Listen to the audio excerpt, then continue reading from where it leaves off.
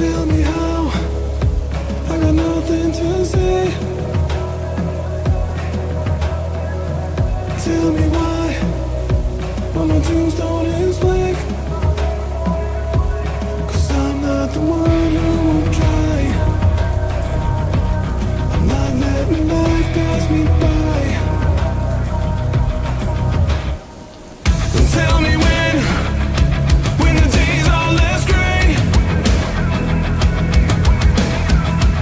Tell me where is the road to less pain.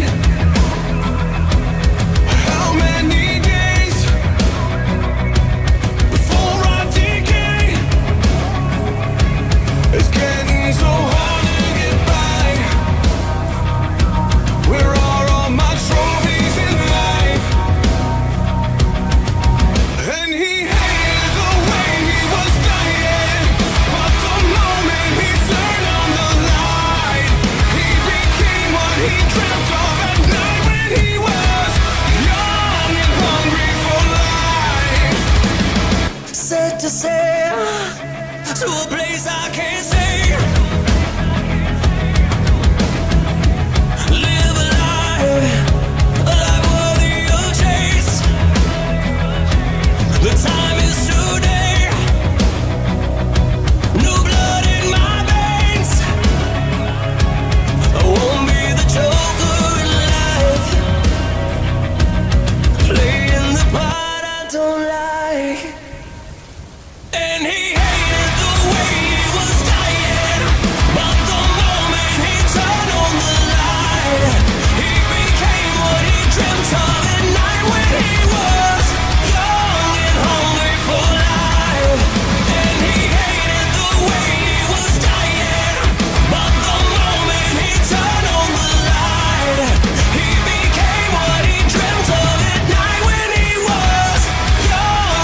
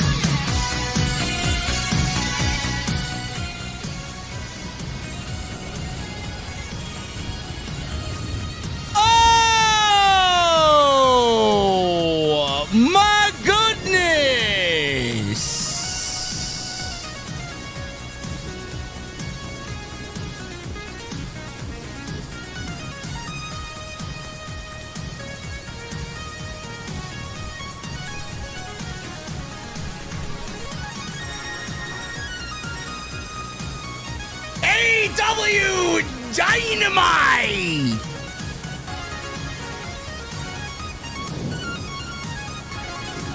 Winter is coming!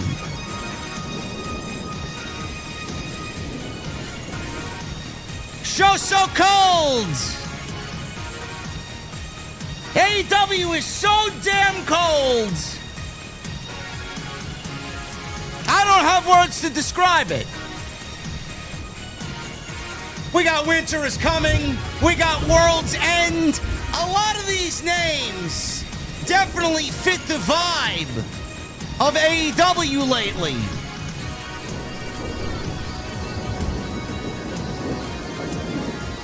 Ladies and gentlemen, we may be in for quite the surprise tonight. I'm going to the venue, and tonight, despite vicious rumors, I might not be alone. So let me get to the venue. Let me make a phone call. And when I get there on this Wednesday night, I want to know, what the fuck are you guys drinking? I'll see you over there.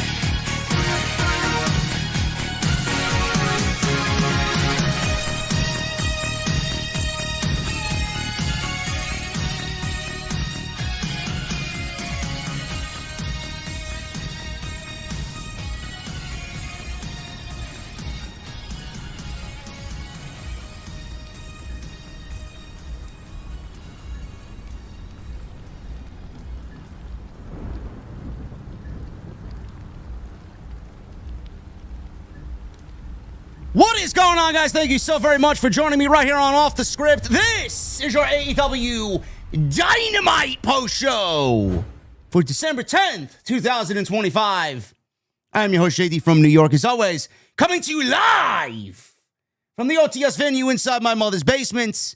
Thank you guys so very much for joining me on this Wednesday evening, wherever you may be. Now, I was planning to go live by myself.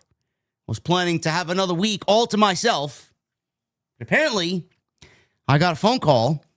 Well, not really a phone call. I got a text. And the text simply said, question mark. So I asked, do you want to come back? Do you want to be here? Are you ready to go live? I can bring you in while I'm live on the air tonight in front of all of these non-sickos. So let's see if we can actually bring him on in here. I want to see what we got going on. My camera may get fucked up, so just bear with me. This is not going to be the polished stream that we usually are accustomed to over here. Hold on one second. I'm going to enter the studio. My camera probably is all... Hey, I'm grainy. I know. Give me a second. 1, 2, 3 here. There you go. Goodbye. There I am. There I am.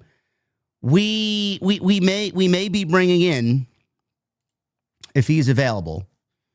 We're gonna give it a couple of minutes. Okay, we're gonna give it a couple of minutes. There have been vicious rumors and geeks already calling for his Oh, there he is. Let's say, hold on. There he is.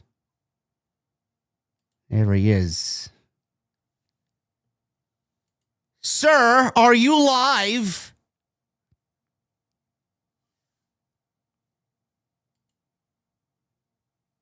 Is this individual with us tonight? Hello. Whoa! Look at that! Hello. Oh my goodness, man! Wait a minute! Hold on. Hi, guys. Wait a minute. Let me. I gotta fix myself like some fucking amateur over here, live on the air. Hold on. Let's see. Hopefully you come through because I wasn't really set up for this. Window capture. There he is. Oh my goodness, man. There he is. Look at him. There he is. Guys. Look at that. Let's get another round of applause here, man.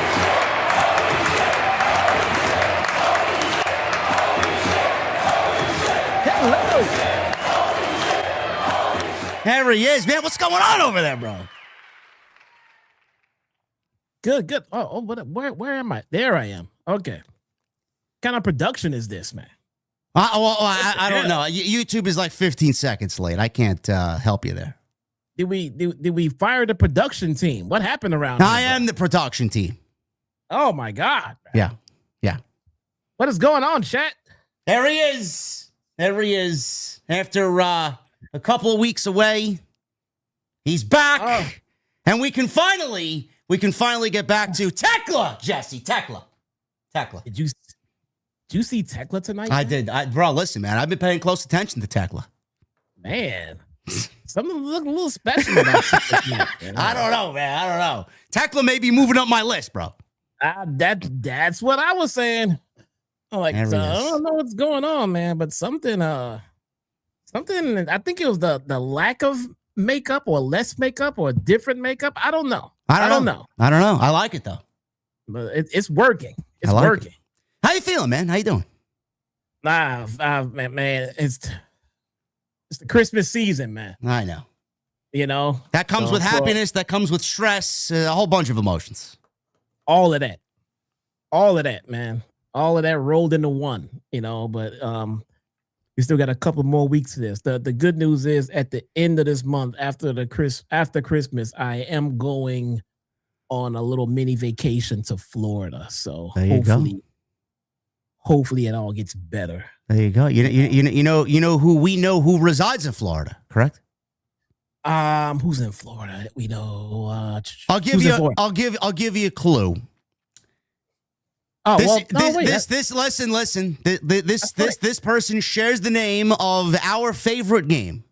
Yeah. She got a place in Florida. She's nowhere near where I'm gonna be though. Have you seen her house, man? It's fucking crazy. I'm not surprised. No. Crazy, bro. Yeah. That's bonkers, man. Good for her. Shout out to FOMO, man. Shout out to FOMO. Good for her, man. Success. Love to see success, you know? Love to see it, bro. Anyway, man, listen. I want to because I had so many fucking geeks reaching out to me. And normally, you know, real life situation when someone that I know very well is dealing with some personal shit, I kind of stay away. I kind of back away. I'm there if you need me. Just give me a shout. I don't typically answer my phone all the time because it's always on silent. I usually have it away from me, and sometimes I just don't want to talk to anybody really. So sometimes things get lost in translation.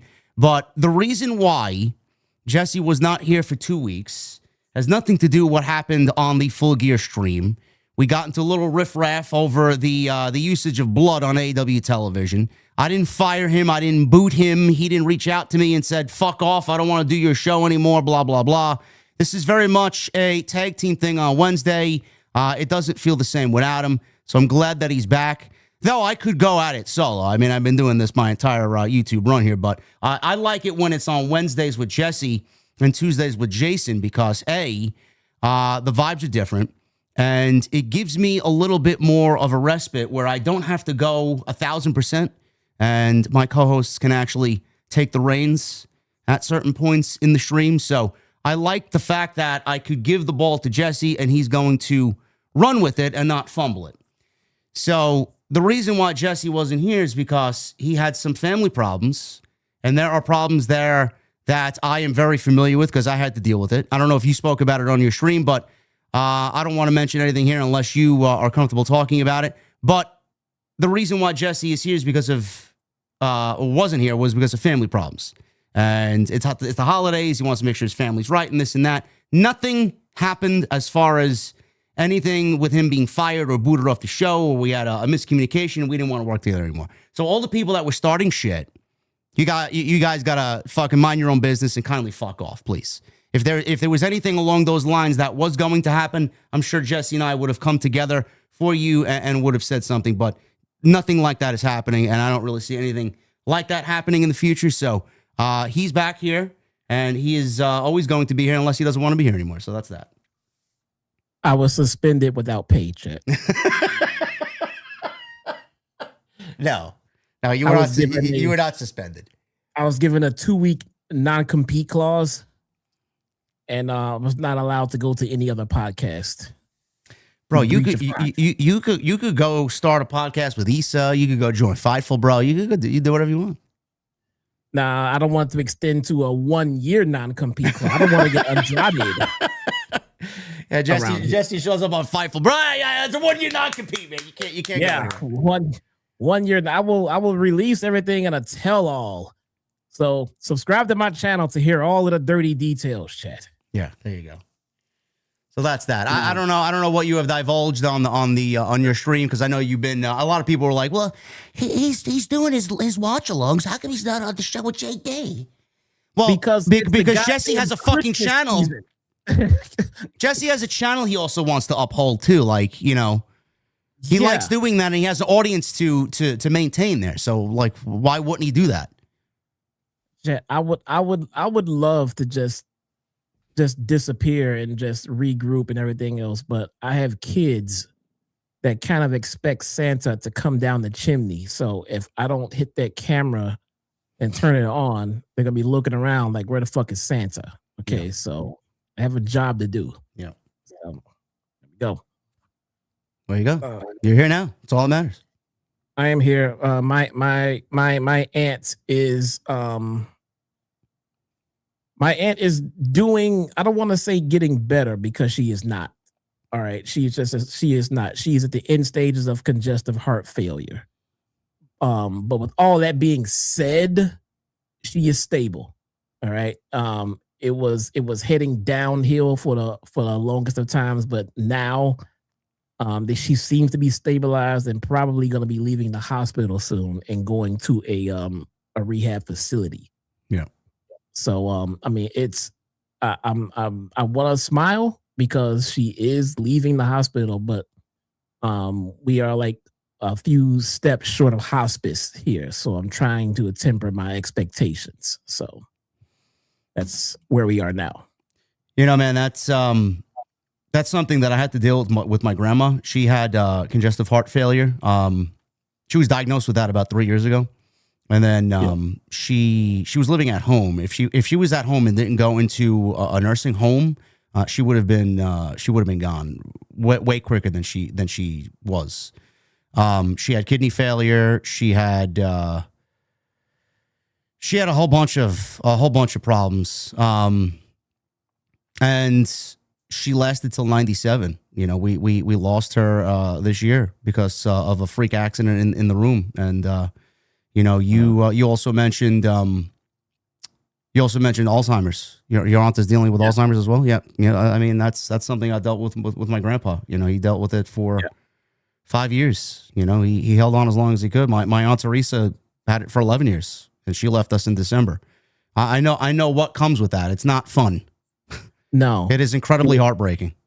No, the Alzheimer's was a little strange and off-putting because that was not one of the symptoms. That was not something that she was dealing with. It came out of nowhere, and it went like after like 12 hours or something like that. But apparently that is a part of the things that she's dealing with. That's normal. I didn't know that. But she is back to recognizing people. She is back to she's coherent, but she is aware. She recognizes family and stuff like that. She's remembering things, but But for one night, she had no idea what was going on, and she was getting kind of violent, and it was kind of concerning.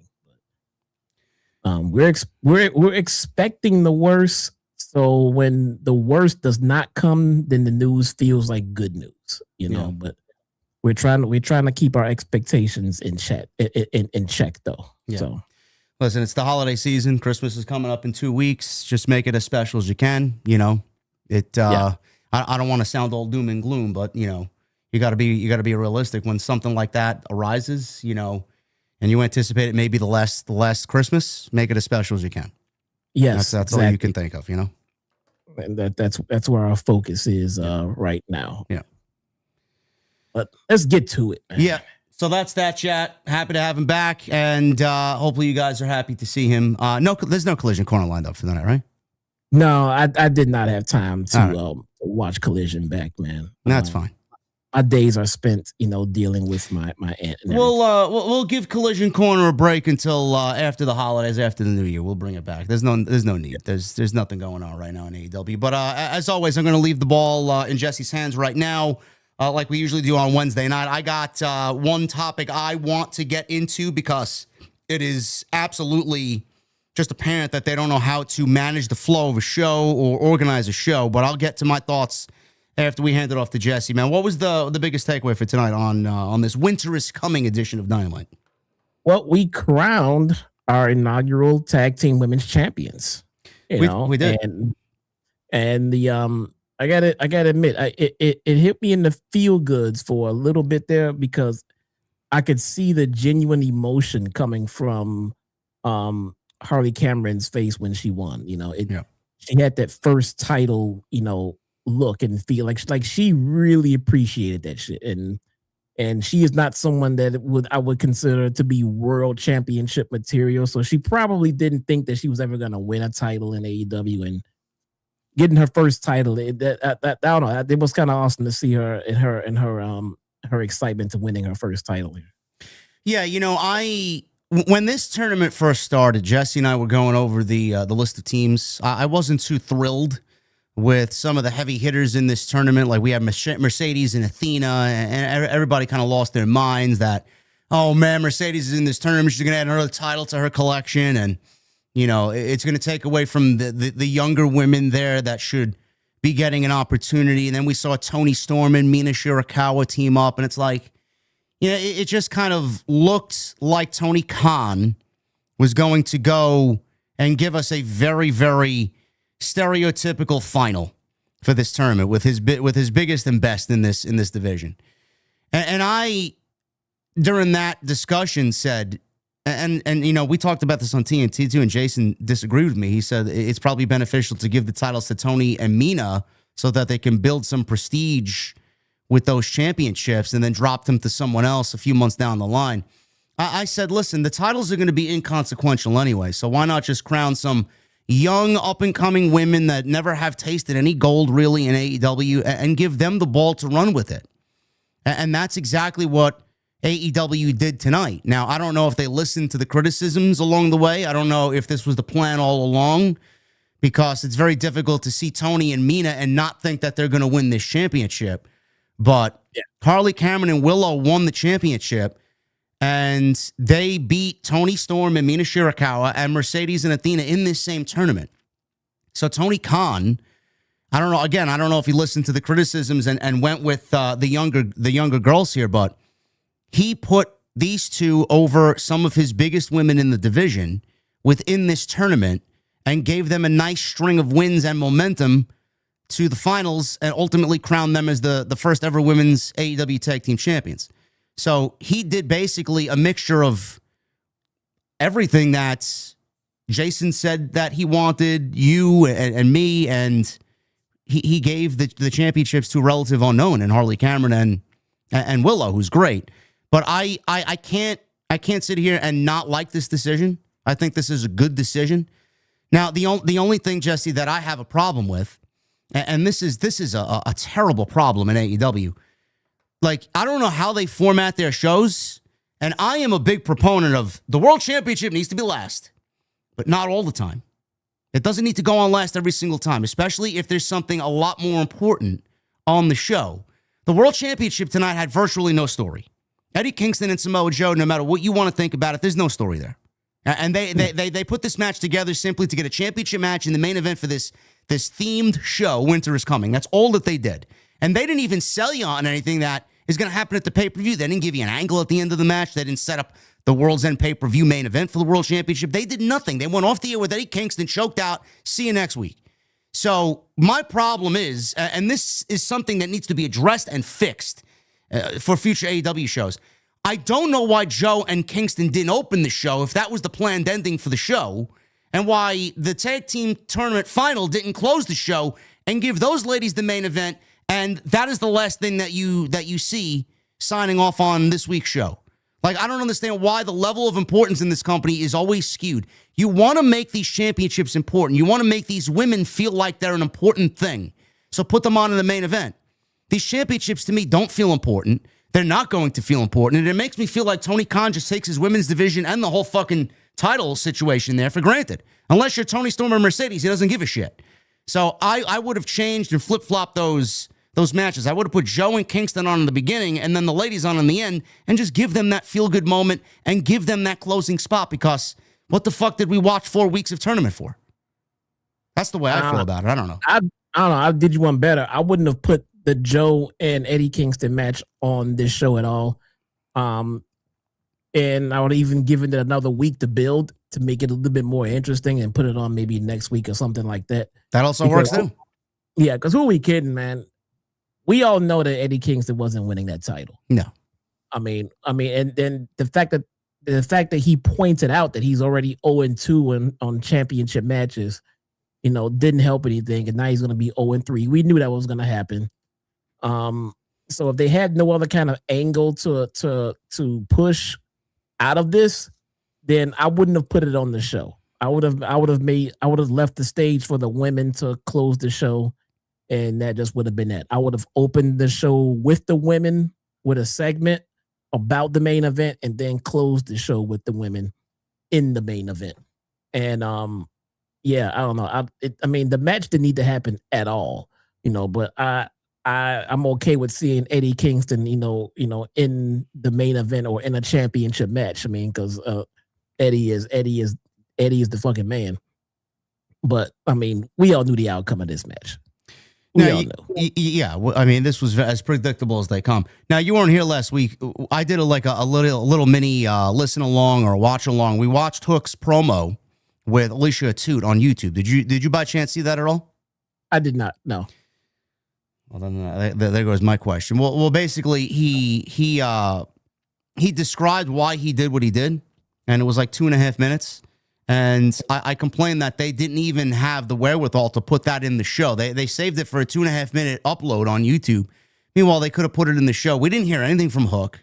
We saw Hook tonight. He didn't have anything to do with Eddie Kingston. I mean, it's almost like they want to go somewhere and then they just leave out all the small details. It's like, why am I going to care about what happened with this Eddie Kingston Hook situation if Hook is never going to have anything to do with Eddie Kingston on the actual television program?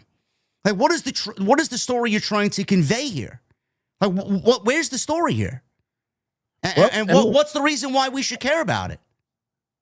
I mean, maybe it's even better that I didn't watch it and to get my reaction of the match and everything. I didn't even know that this promo existed. I mean, I don't know if it was meant to tie things together, but this was my reaction to the match without knowing the Hook even did a promo about it. I mean, I'm not sure how it was supposed to make me care more about the match. Let me tell you something, bro. You got better microphone quality than they had in this fucking promo with Alicia Toot. Oh, no. Oh, no. Bro, their noise gate was way turned up, man. Every time there was silence, there was nothing but static. Nothing but static in the background. Yeah, oh, God. I don't know, man. Again, any opportunity for me to see Eddie Kingston in a match, great. Love it. I would just like it to mean something. I would like it to be believable, and nobody really believes. First off, Eddie Kingston is not fired up enough for me to believe he's going to dethrone Joe. The build is not there. It just happened. It just started. And I know when Eddie Kingston is fucking pissed off, and he wasn't pissed off. And he was in the match. You could tell he was appreciative of being there, but Eddie wasn't mad. Eddie was not fucking mad. And when Eddie is pissed off and in that match, it might have been a little bit more believable. Maybe that we might have been in for some kind of, fuckery or something, but Eddie was just going through the motions. I can see it. We all knew it. We all knew what was going to happen. This match didn't need to happen here tonight. That's a good point, bro. I didn't even think to call that out. He's 4-0 coming into this match. He's 4-1 now because he predictably lost. But Kingston has not had that fire lit underneath him since he's gotten back. And they've done nothing to really kind of rekindle that. It almost feels like he's just there collecting a paycheck and he doesn't really give a shit. And he's just being handed whatever Tony Khan wants to do him, and he's doing it because today he came out and said that he's got 6 years left on his AEW deal. That's a long fucking time. And that's also not something that someone says when they're excited about having a world title match. No, this is not the same Eddie Kingston that we saw fired up when he was in a fucking promo battle with CM Punk, and that build was 2 weeks, and we got a fucking pay-per-view match out of it. Where's that Eddie Kingston? Yeah, exactly. So it is what it is. I mean, we can tell that level of emotion. Maybe the fans in attendance couldn't see. Maybe the average fan couldn't see, but I could tell by the promo battles that Eddie's heart wasn't in it, and he was just gonna go out there and, put on a great match because he's Eddie fucking Kingston. But you could tell he wasn't in this fucking feud. No, there was no feud. There was nothing for him to sink his teeth into in this feud. No, it's all. They made decisions because they decided to turn Joe heel because they needed another match with Page, and then they had to give Joe the championship to make the heel turn make sense.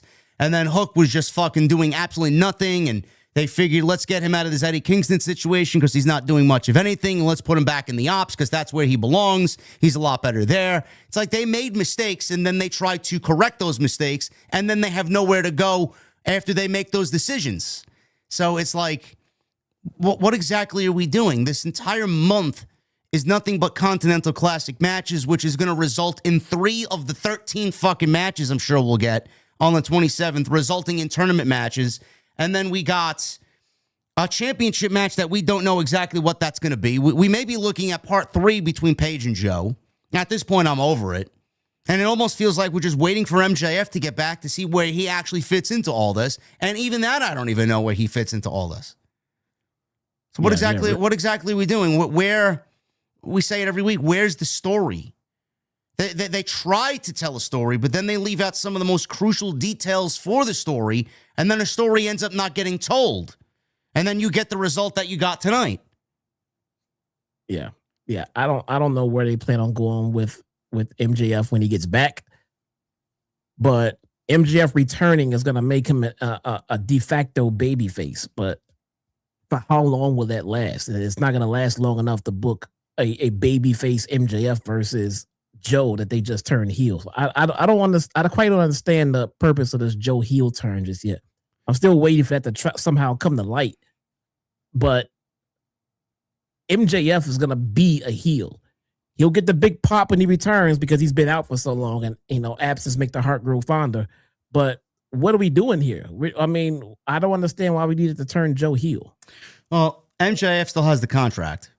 And the rules for the contract are changed because Tony Khan said that he has to get 1 week advance of a championship match being made. So MJF would have to cash it in and let Tony Khan know a week in advance that he wants a championship match.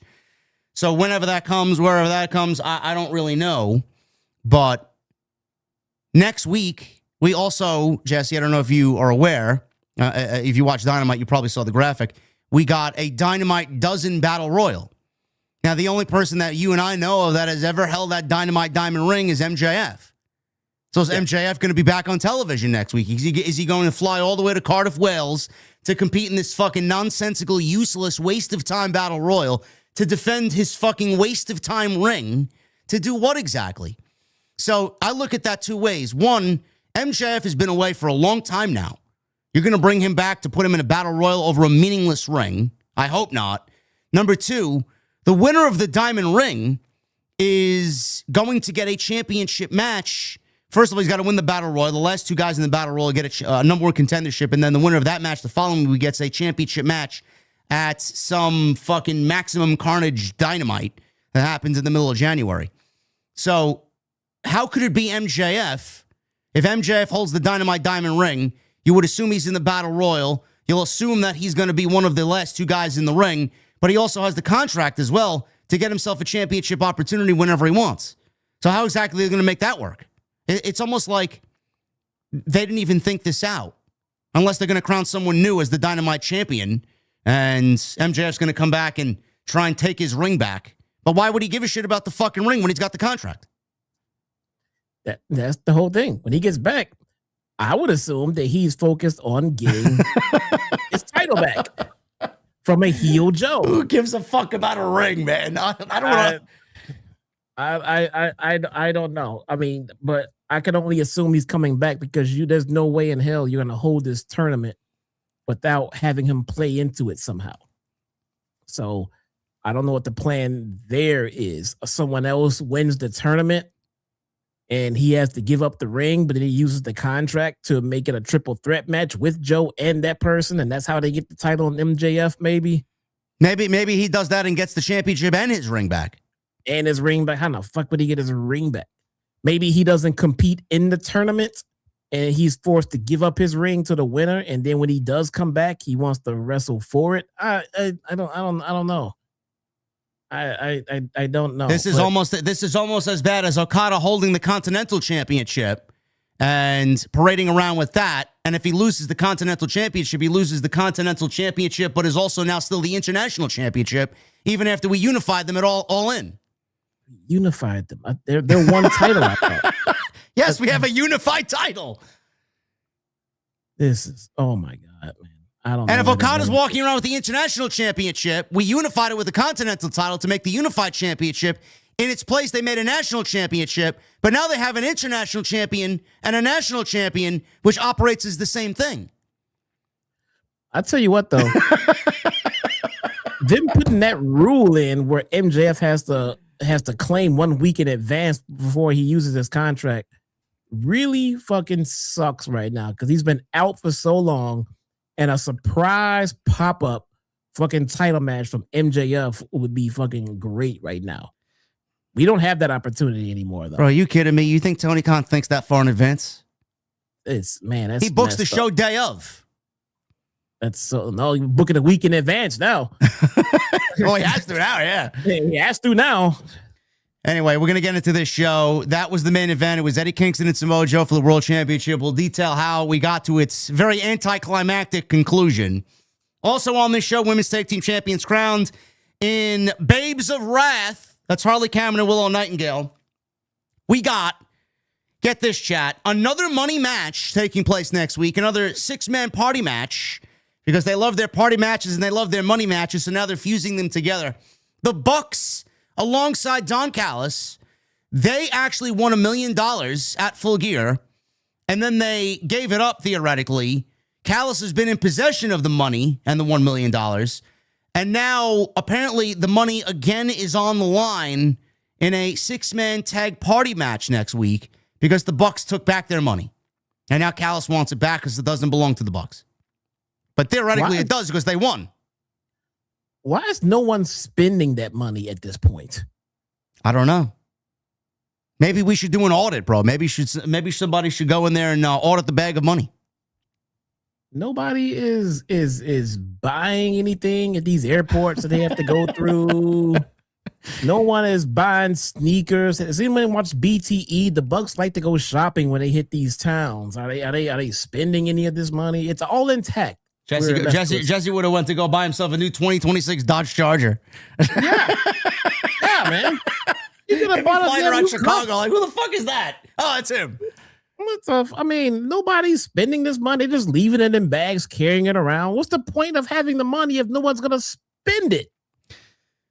Another money match, chat. Another money match. I know it's exhilarating storytelling. I can't wait to dive into that one and see where it goes.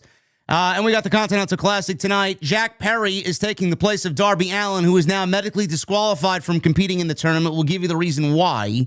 So he's in there basically to eat some pins because he's not really going anywhere in the tournament. And then Speedball and Kyle Fletcher, they had a tremendous match tonight. Probably easily the best thing on the entire show. And we got some build for, if you even want to call it that. We got Mark Briscoe defending the TNT title against Daniel Garcia. That's happening on Collision. I know. It's exciting stuff. We're going to get into it, guys. Thank you very much for joining us here on this Wednesday night. This is your AEW Dynamite Post Show for your December 10th, 2025.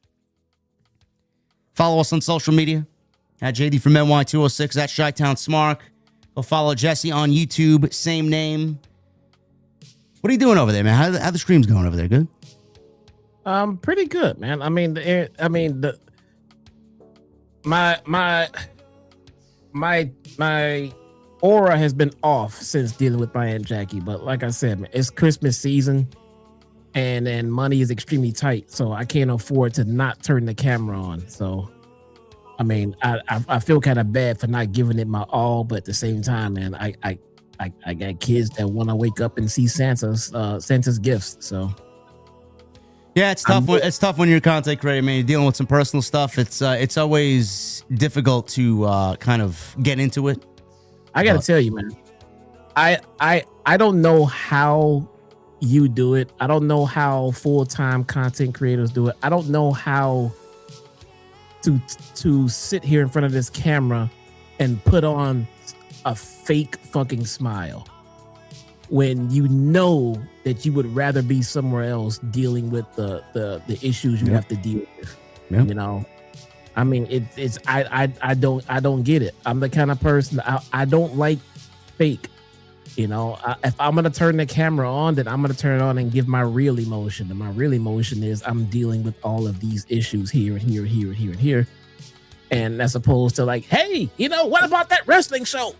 You know, and the sad clown. I'm not good at playing the sad clown.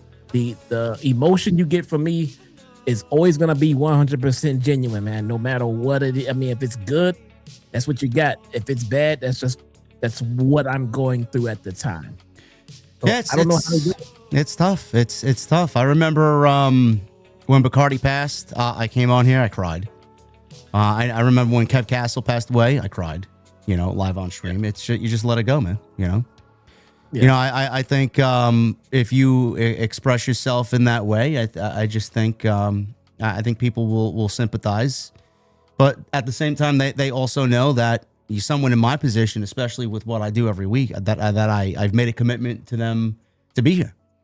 So yeah. I got it. In no matter what, I got to uphold that. I've always struggled with taking a step back at times. I don't know how to do that. I genuinely don't know how to do that. Like when I go on vacation, I'm always thinking about, oh man, I want to be live. I want to, I see Jason live. I mean, I wish I was live. I could be in the fucking most beautiful hotel with a fucking drink in my hand, sitting by the pool. I just want to be live. It's tough, man. I got a fucking problem. You know, I don't know how to disconnect. No matter if it's like something like family, like you're dealing with, that I've dealt with, and you know, just taking a break for myself. I don't know how to do that. Well, see, not everybody gives a shit about my problem. Man, look at this fucking begging fat fucking noodle. You know what? I'm if you guys want to chat, can I Oh my God. Yeah, let me see. What is wrong with your people? I don't know, but you know what? We are going members only. Fuck that. Goodbye. Members only tonight. If you guys want to chat, you guys know how to become a member. That's the final decision there. So yeah, happy to have Jesse back. We're gonna do our thing again. Follow us on social, on YouTube. You guys know where to find us. Please hit that thumbs up. Let's try for 750 likes tonight for Jesse's return after a couple of weeks. So please do that. Super chats are open. Get them on in, and please make sure you guys leave a comment down below. It definitely helps us out in the YouTube algorithm. And tonight will be sponsored by Blue Chew Gold. BlueChew.com. Make sure you guys use that code JD for 10% off your first purchase of Blue Chew Gold. It is now the new gold standard. And I'm not talking about Shelton Benjamin. What the fuck does gold do for you? We'll talk about it later. I got a whole spiel. I need to know. There you go. Guardian of Chaos, my guy in the chat. He asked what my thoughts are on the Mets losing Pete Alonso. Bro, I was A, surprised, B, not surprised at the same time. You know, the Mets have this bad aura or stigma about them. They've spent so much money. I think the players that are there are literally waiting to abandon ship when they can. You know, there's no excuse that you got $330 million in payroll and you can't make the fucking playoffs. And you missed the playoffs by the way that they did this year.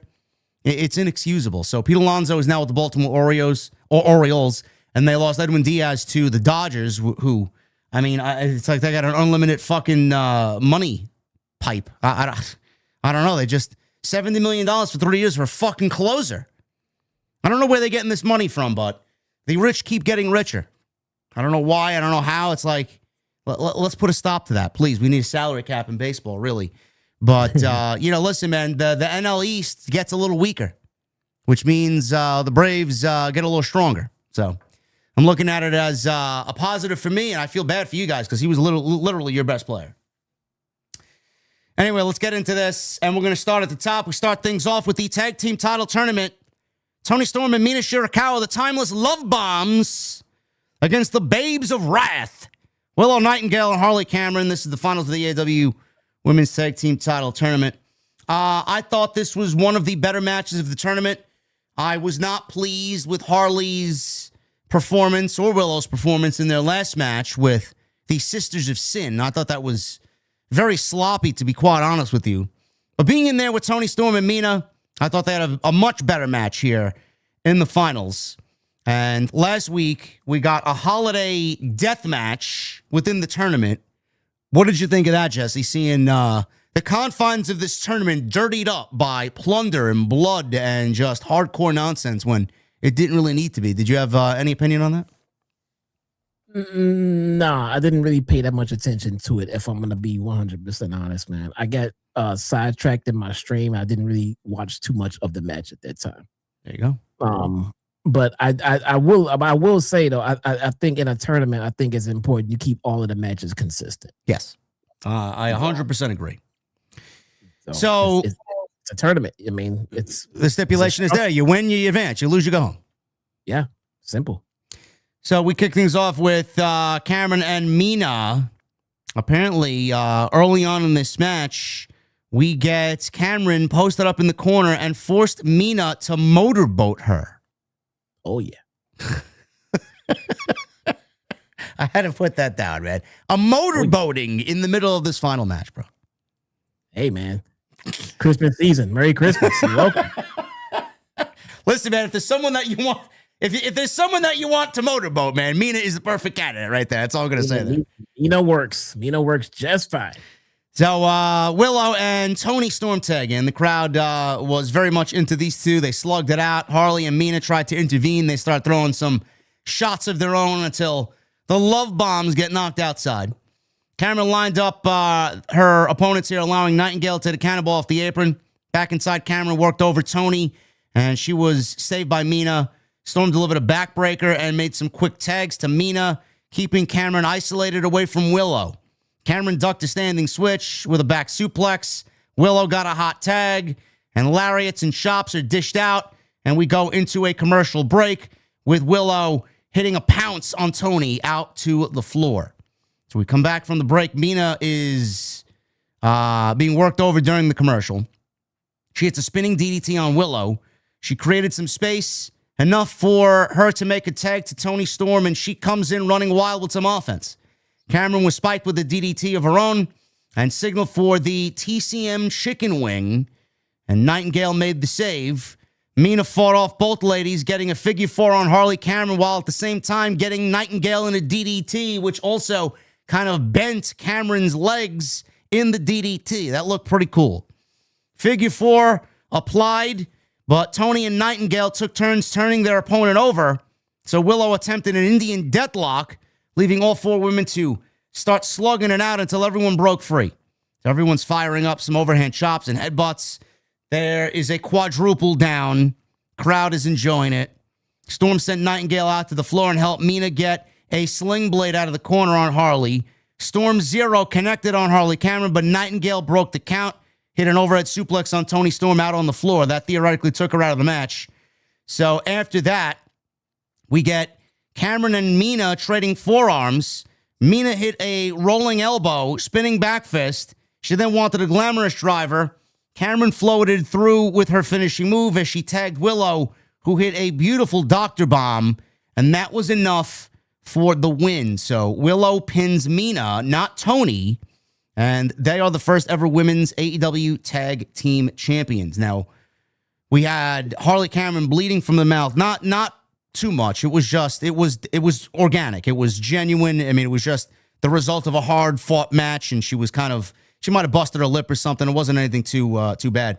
But Renee came to the ring to congratulate them, and they cut a promo in the middle of the ring, and Willow said it was a hard fight. Cameron's mouth is bloodied. She's proud of her. Willow said this year has been rough, not knowing who has her back, but Cameron has been there through it all.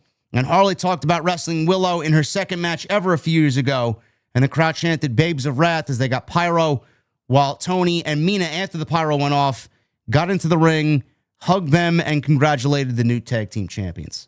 So this was very good. This was a good final. I don't want to say it was great. It was a good final. I would have absolutely switched the matches. I would have had the Men's World Championship open the show, and I would have had this close the show. This was the final of a tournament, and I think just to put some importance on the women's tag team titles now, to crown your first ever champions, I think a main event was definitely worthy of that. But I'm glad that they went with Willow and Harley, because this is the type of team that I wanted from the very beginning, Jesse, to win this tournament. And now it is up. It's up to Willow and Harley only to an extent, but it is now up to Creative. And I don't really trust them at all. It is up to Creative to book these championships and to book these two women with some substance and some direction. I just don't know how that's going to look like, what that's going to look like, and if anything is going to come out of anything I'm saying here, or if it's just going to be more of the same with random matches happening, open challenges, and more of the same that we see with all the other championships. You have this new tag team championship in the women's division. It should be set apart and on its own, away from everything else. I'd like to see some story. I'd like to see some drama. I'd like to see some tensions between these ladies that we've seen all through this year. Hopefully we just don't get more of the same with these tag team titles, but I think these two were the right winners. Well, so let's start with the champions. So we have Willow and we have Harley Cameron. So Willow can go in the ring. Harley Cameron has some, some issues in the ring, but Harley Cameron is entertaining as all hell, when it comes to backstage segments and promos and stuff like that. She's very enjoyable to fucking watch. So together they had a pretty interesting tag team. They can do the promos, they can work in the ring if Willow, carries the load and things like that. So it should be an interesting dynamic. Here's the question that I have. What happens to all of these tag teams that they threw together for this tournament? Are they going to stay together to make up this division, or are they now going to just kind of fall to the wayside and go back to the things they were doing before? Like for instance, Marina Shafir, is she still going to be hanging out with Megan Bain? Are they still a team? You know what I'm saying? Is Toni Storm going to go back to, for her singles title? I mean, what are we doing here after the fact is the big fucking question. I mean, are they going to bring in or form some other tag teams to carry on? So, because nobody but the Sisters of Sin and, like TJ, other than that, none of these guys are actually real legitimate tag teams until this tournament came up. So are we going to have women's tag team matches, to come up with number one contenders now? I mean, so yeah, it's going to be all up to Creative on how interesting these titles are going forward. So I don't think it's on Willow and or Harley Cameron at all. I think it's all on Creative. Yeah, I mean, it's a good point. I mean, I don't think Marina and Megan Bain are going to be a team. I think they were just randomly paired together because Penelope Ford was hurt and they wanted Megan Bain in the tournament. Right. They wanted to play off that first big feud of her or for her that she had with Toni Storm. So they put them in the semifinals. That's the only reason why she was there, and they didn't want to have her removed from the tournament because her partner got hurt. But it is going to be up to Creative, and I just feel, and I made a prediction with Kyle Fletcher, as soon as he wrestled Adam Page at All Out, and we got him as the TNT champion challenging for the World Championship, that he'd lose that match and go right back to Collision and start having open challenges for the TNT Championship again. And it would almost act as if none of what we saw with him being built up as the future would matter. So that's exactly what I feel is going to happen here. These titles are going to go right back to Saturday night. They're going to go right back to Collision doing the same thing that they do with the women. And these titles will be seen in front of nobody. And they'll be just out there defended against random teams. And one thing they really have to look forward to is having fun with this. But I don't know if they know how to. Just like WWE doesn't know how to. I feel like the more you put emphasis, and this is a WWE problem as well, the more you put emphasis on the women's tag team divisions, and you align all these women together and you focus on tag teams and tag team wrestling, the more you actively take away from the other singles championships. Who are you left with now for Mercedes? Who are you left with now for Chris Statlander? Now, it looks like they're heading in a direction of Statlander and Tekla, which is great. But you got to give me a reason to care. So where exactly are they going with the other two singles championships? Because the more you focus on the tag team divisions, Jesse, the less you're going to actually focus on the other titles. No, I agree. They have to make sure that they find the right separation and learn when to crossover. They might not have thought this one all the way through when they came up with these women's tag team titles. No, of course they didn't. So now you have to book them the right way. Otherwise, you're just going to have tag team champions, and you're going to just randomly pair up women to go up against the tag team champions whenever you see it fit for the feud. And that's just going to be blatantly obvious that you don't have a women's tag team division at all. No, they didn't have one to begin with. They just randomly paired these women together, came up with make-believe names that probably were spit out from some AI generator, and they called them a tag team division. And they gave us a tournament.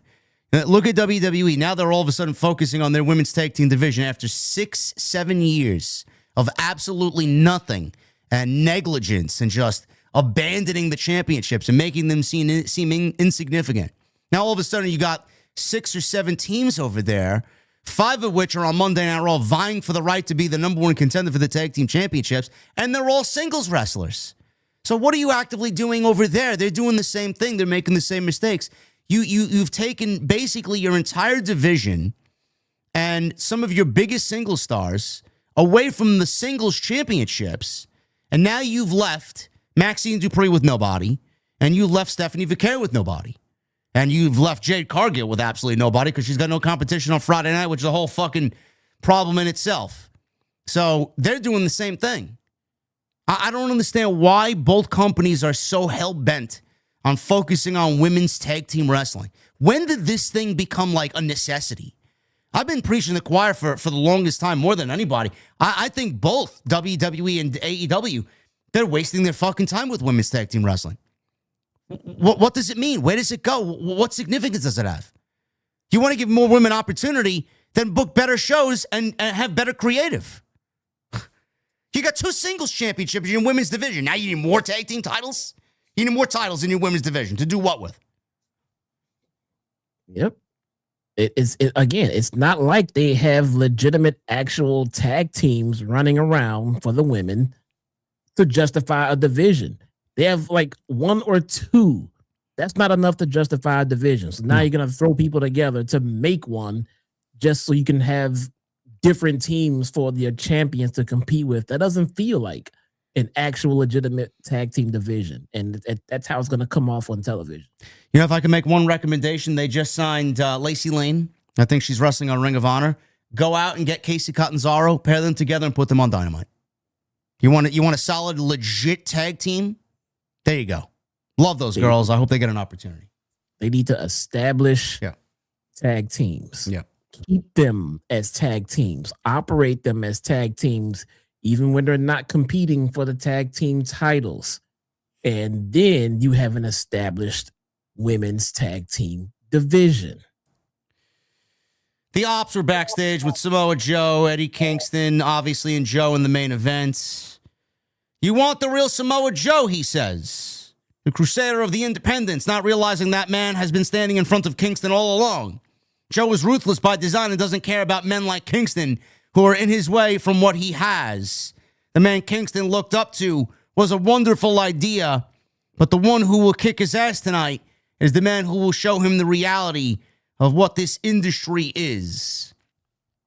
You know, Jesse, I mentioned this last week when you weren't here. AEW and WWE is doing this now with Braun Breaker and CM Punk, where when they don't have a legitimate story to tell, they usually go back and kind of create the narrative of, where's the old so-and-so? Like, where's the old Samoa Joe? Where's the real Kyle Fletcher, says Paige, away from the Don Callis family. Braun Breaker now, as of last night on Raw. Where's the real CM Punk from 2013? That's the Punk I want on January 5th. Bro, can we come up with something different? Can we legitimately get some real dialogue and some real stories? This is what AEW resorts to when they don't have enough brain power to tell a story. Where's the real Samoa Joe? Like, that's all they had to go off of because they had nothing for Eddie Kingston to really dive into here. And the result was uneventful and uninteresting. Yeah, no, I actually agree. So I saw the promo that Braun Breaker cut 2 weeks ago, the one that everybody was like raving about and everything like that. And I got to tell you, I wasn't a fan of it. I just thought he did a bunch of screaming. And also, it didn't come off as organic, especially when you go out there and start mentioning your promo cutting abilities while cutting a promo. Bro, I mean, to me, that felt like them going out there and saying, oh, look, Logan Paul's going to have a viral moment. Stop. You just fucking ruined anything about this being organic. Stop. Just do. Stop trying to label this as something. Well, here's my promo. Like, bro, no. I mean, that's not how you fucking do it, man. You just say what you got to say, mean it, put your emphasis behind it, and let us fucking decide if it's a fucking career-making promo. I mean, stop labeling shit. I hate it when they fucking do that. Nate in the chat says, bro thinks Punk can move like 2011, 2012 Punk.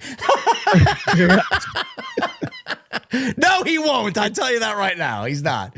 Not happening. I disagree. I actually enjoyed last night's promo, but I didn't enjoy it more than the week's previous promo. I did find him to be organic and legit and real when he was actually speaking, because he did mention that Punk pulled him aside at WrestleMania and said something along those lines of, now go out there and cut a promo with the big boys. You know, I think you got a bright future, but now go cut a promo. And then Braun Breaker cut a promo, and sarcastically he said, la-di-da, there's your promo. Yeah, it's I don't know. Not a fan, huh? No, I know, but if it made it feel forced to me. It just made it feel forced. When you just go out there and say what you gotta say. When Punk went out there and cut the pipe bomb promo, he didn't sit down and say, I'm about to cut a pipe bomb promo that people are gonna be talking about for the ages. No. He went out there and said what he had to fucking say, and it just came off as organic and real, and everybody fucking related to it, and everybody understood it because everybody was already thinking the same damn thing. And he didn't muddy it up or ruin the moment by saying, I am going to cut a promo for the ages for everyone. I'm like, bro, and that's what it felt like that Braun Breaker was doing. So it just kind of threw it off for me. You didn't like the fact that he said he'd take AJ Lee away from him? No. I am gonna bang your wife, bro. And while you're at it, I'm gonna take your wife too. I was waiting for him to mention Larry. I see they didn't want to dive into that. Nah, that would have been fucked up, bro. So I mean, any thoughts on our beloved Larry passing away, bro? No, it's terrible, man. I know how it is to lose a fucking animal. That's not fucking anything, though. No. Now his Instagram post actually made me cry. It was very sad. It's fucking terrible, man. I know how much he loves that dog, you know? Yeah, this is the same thing. Every feud. Where's the real so-and-so? So I'll tell you what. We didn't get the real Eddie Kingston. So he wants to talk about the real Samoa Joe. We did not get anywhere close to the real Eddie Kingston. So it's got to work both ways. The Death Riders. Last week we got nothing, and this week we got nothing again. As far as Jon Moxley and maybe his removal from the Death Riders. Last week he wrestled Claudio in the main event. It went off like a fucking soft fart in church. You smell it, but you don't know where it's coming from. So it's something that was very uneventful. And apparently they're dragging this shit out till God knows when. And I would just love for them to be off my television, because the more I got to see fucking Danny Garcia and Wheeler Yuta come out there to interrupt the promo, man, I'm gonna post that Doc sleeping gif on stream every single fucking week.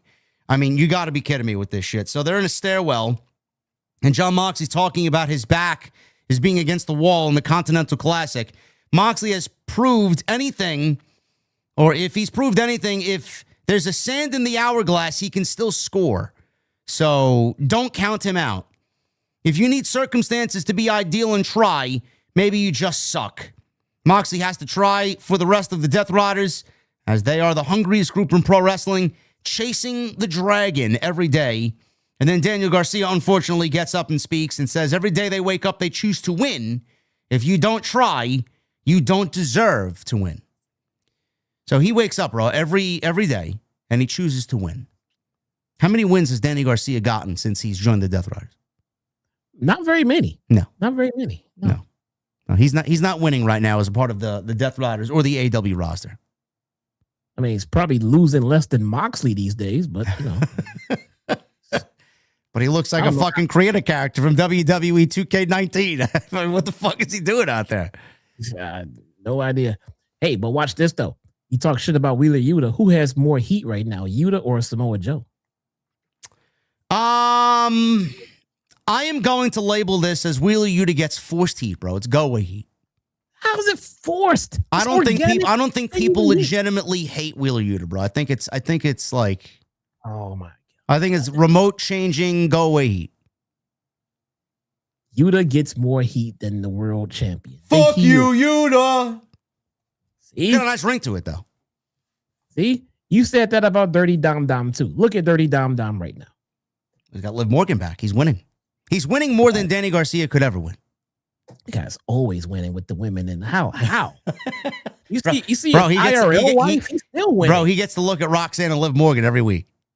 Man, you see who he goes home to? This guy keeps winning, man. I'm going to grow a mullet and a mustache. You know who's not winning? Jack Perry. Jungle Jack Perry. He ain't winning nothing. He's in the Continental Classic now, replacing Darby Allin, who is medically disqualified from being in the tournament. Darby Allin actually provided an update on why he was pulled from the Continental Classic. He said, they are just saving me from me. He says in an interview with 680 The Fan, Allin addressed his current status. Despite visible damage and hospitalization, Allin insists he feels physically capable of competing in the Continental Classic. But he says, I feel like $1 million. I'm not lying. But I'm just not medically cleared, and they're just saving me from me, which is fine, which is good. But at the end of the day, I feel amazing right now. Now, apparently the injury occurred during Allen's opening round match in the Continental Classic against Kevin Knight. Reports from the Wrestling Observer and Dave Meltzer indicate that Allen suffered a head injury following a coast-to-coast dropkick from Kevin Knight. The severity of the situation became apparent when the AEW broadcast footage of Allen in the hospital during the following week's programming. Bro, let me pause you for a second right here. Yeah. I swear on everything holy. I swear on the lives of my kids. When that spot happened, as he was getting ready to do it, I said in my live stream, I said, why does anyone, any company, anywhere keep doing this coast to coast spot? I agree. It feels like somebody gets hurt every fucking time that they do it. I agree. Why? I thought immediately, I had visions of Seth Rollins as he flew through the air. Seriously. I'm thinking about Shane McMahon fucking himself. Like, bro, every time they do this spot, someone gets hurt. Lo and behold, here we are. I don't know. That spot needs to go away. You know, the buckle bomb was a thing that they kept doing, and they just had injury after injury after injury. They eventually kind of softened their stance on that. They stopped doing it, and then they went back to doing it a little bit more safer. I agree. I think we now need to kind of move away from the coast to coast. I think everybody wants to do this flashy shit Like, why do you need to do that? No. Like, under what circumstances is that going to make or break the match that you're putting together? Like, I don't know. No. Like, Kevin Knight can do legitimately anything else. Why does he need to do that? Look, I get that pretty much all spots come, inherently with danger. I get it. But my God, this one seems to injure someone most of the time. Most of the time that it happens. Like, if nobody gets hurt from it, so you got lucky. You got lucky. I mean, you're right. Like, there's no one that's sitting around saying, man, I cannot believe that match with Kevin Knight. Like, you see that coast to coast? Bro, it's not going to make or break the match. And someone is likely going to get hurt. And now here you are out of one of your fucking main eventers right now because of it. I mean, we need to get rid of that spot, man. Yeah, I don't know what type of role he would have played in this tournament. I assume he would have gotten his win back over Pac in this tournament. And maybe, I don't know if he would have met Moxley in the finals or not, but he at least would have gotten his win back over Pac. Now he has to wait for that. And seemingly the Darby and Death Riders thing is put on ice.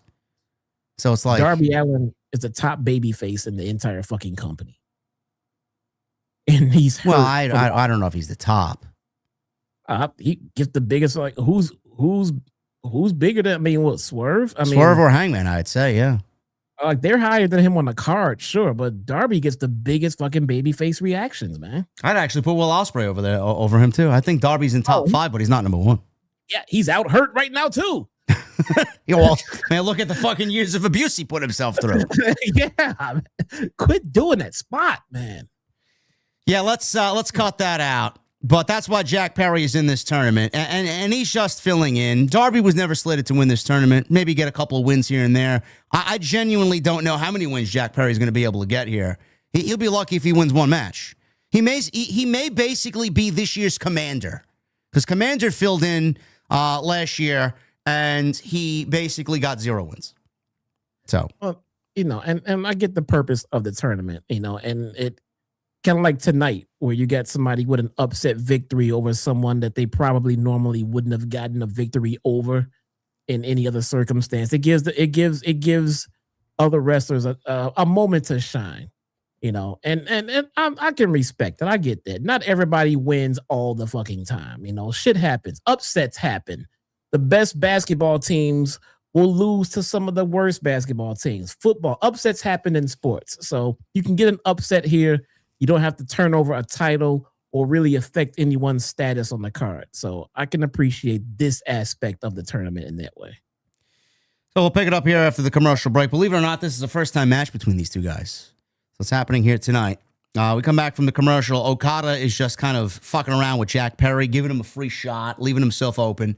Perry threw 3 shots, only to be worn out by some Okada forearms. Perry fired off some desperation discus lariats, and he created a double down for him and Okada. Perry floated over in the corner into a release German and also a DDT, with both getting near falls. Okada came back with a big boot and an air raid crash neck breaker, which looked fucking great, before hitting a 0 elevation elbow drop from the top rope. Okada does this thing where he just falls off the top rope. He doesn't jump off the top rope a la an LA Knight. He just drops all of his body weight off the top rope. There's no jumping involved. That's why I'm assuming Jim Cornette says he's the laziest wrestler in AEW, but that's his own problem. After flipping off the crowd, Okada tried for a Rainmaker. Perry escaped, tried the bounce back lariat, only to run into an Okada dropkick, and you know how good they are. Perry battled back with a Poison Rana, a running knee strike, got a near fall, and then Justin Roberts tells us that we have 10 minutes remaining. So we got a snare trap attempted. That's his submission move, Jack Perry's, where Okada bit the fingers to get free. Okada tried for a tombstone, but from our vantage point, and apparently according to Don Callis, Jack Perry just envisioned Jack Perry in a tombstone position by Okada, and Jack Perry bites Okada in the dick to get free from the tombstone. That's exactly what he did, Jesse. No, it was the inner thigh. It was the inner. Oh, you have the microscope on him? It was the side. No, because it's illegal to bite there, so he had to bite him on the side. Is it? Yeah, this is the same company that has Plunder every week. You're telling me what's legal and what's not legal. It's the side. It's illegal side. This is the And you same can't do company that didn't realize that there were no DQs in the Texas Tornado match, only to fucking have Tony Schiavone get confused on what the rules are.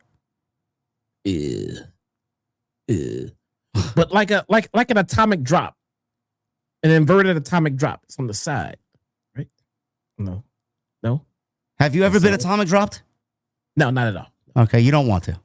No, not at all. No, he bit somewhere in the nether region of And Okada. he even said it too later. Like he's gonna what do you say later in the promo or right before he got beat up by 7 guys? He's gonna get his mouth full of something again and I'm gonna bite off a little bit more than I can chew, or something like that. Yeah. That's what it is. Yes, this is AEW, folks, where biting in the penis happens in the Continental Classic. What do you want me to tell you? It's either your cup of tea or it's not. I'll tell you right now, we're not going to see people biting penises in WWE. So this is your thing. God bless you. So we get this tombstone spot. That's how he gets out of it. So Okada tried a tombstone. Perry gets out. Okada gets to the ropes, quickly rolled to the outside. Callis called what Perry did assault. He then grabbed the chair, but thought otherwise because he'd get DQ'd. As Okada threw back inside, Okada got a backslide, wrist control, hit a lariat. He tried a proper Rainmaker. Perry ducked. He tried for a charge. Okada connected with a Rainmaker eventually, and he got the 1, 2, 3. Decent match here. I just don't find any believability in Jack Perry in a Continental Classic. So as soon as he was scheduled to take Darby's place in this match, I'm assuming Darby would have lost anyway. So he basically just filled in for Darby, and the end result was going to be the same with Okada winning. So post-match here, Don Callis came to the ring. He picked Perry up. As Callis told him he has a lot of respect for Jack Perry after that effort against Okada. After watching that performance, he said instead of giving the money back to the Young Bucks, maybe he should just give it to Jack Perry instead, the $1 million. Callis said Perry lacks focus and direction, so he's offering him a spot in the Don Callis family, as if he needs any more fucking members. Callis said as a signing bonus, he'll pay Perry out of the Bucks' money. Callis reminds Perry that there are 7 of them and 1 of him. So if he doesn't give him an answer, he'll cut his strings and put him in the chair. Perry says maybe he's going to bite off a little bit more than he can chew and charge that everyone. He got beat down until Luchasaurus came out to Jungle Boy's theme music. So he hits the ring. He stopped at ringside, watching Perry get his ass kicked until the Bucks show up from behind, all 7 members of the Callis family with steel chairs, swinging them wildly.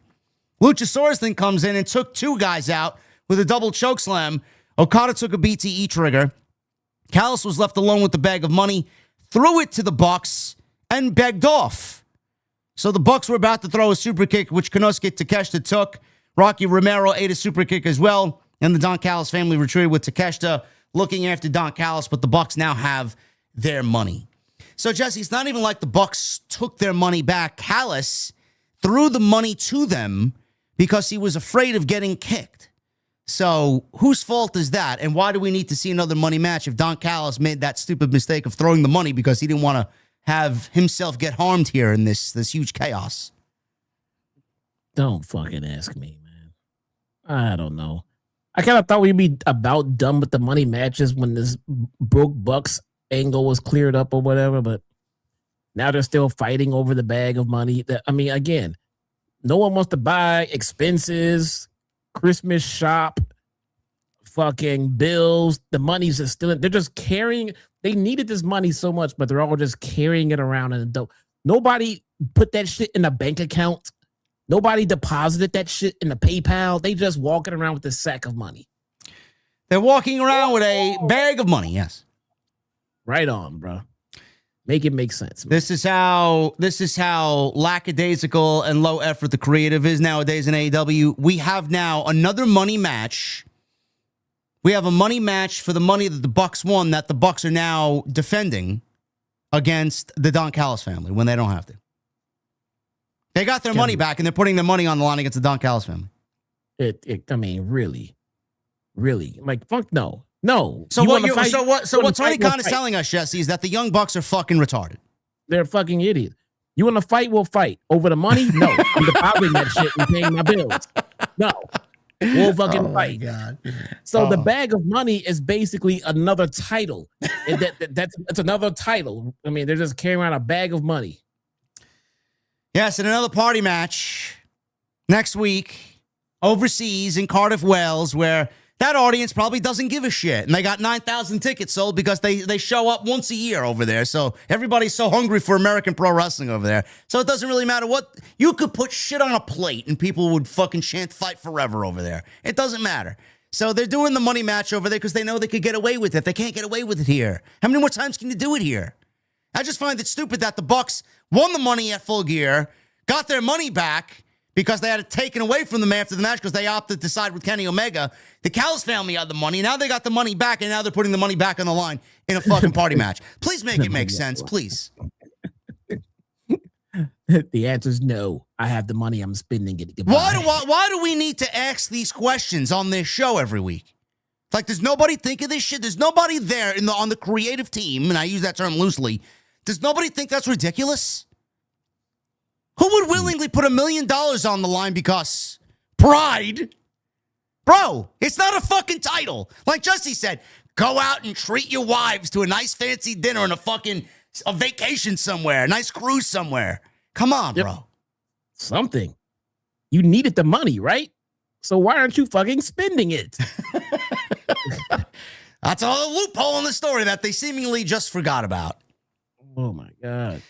Backstage, we got the conglomeration celebrating with the Babes of Wrath as Roderick Strong just stood there with his arms crossed. Apparently now he's cosplaying as Solo Sikoa in the Bloodline. Timeless Love Bombs came in and congratulated them as the new champions. And we got that's leading nowhere. That was basically it.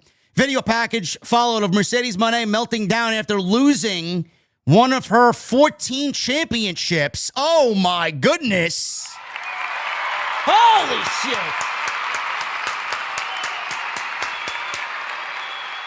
Jesse, she lost to Red Velvet on Friday at Ring of Honor Final Battle. Did you hear about this?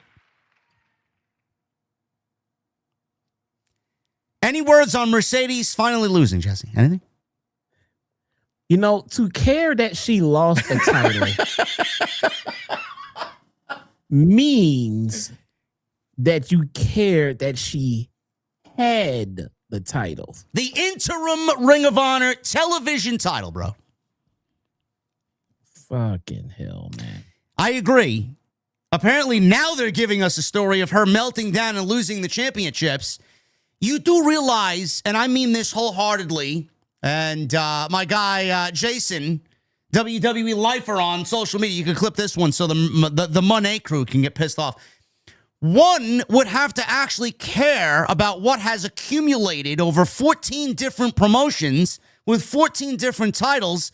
Now you're asking us to care that she's starting to lose them one by one. Right.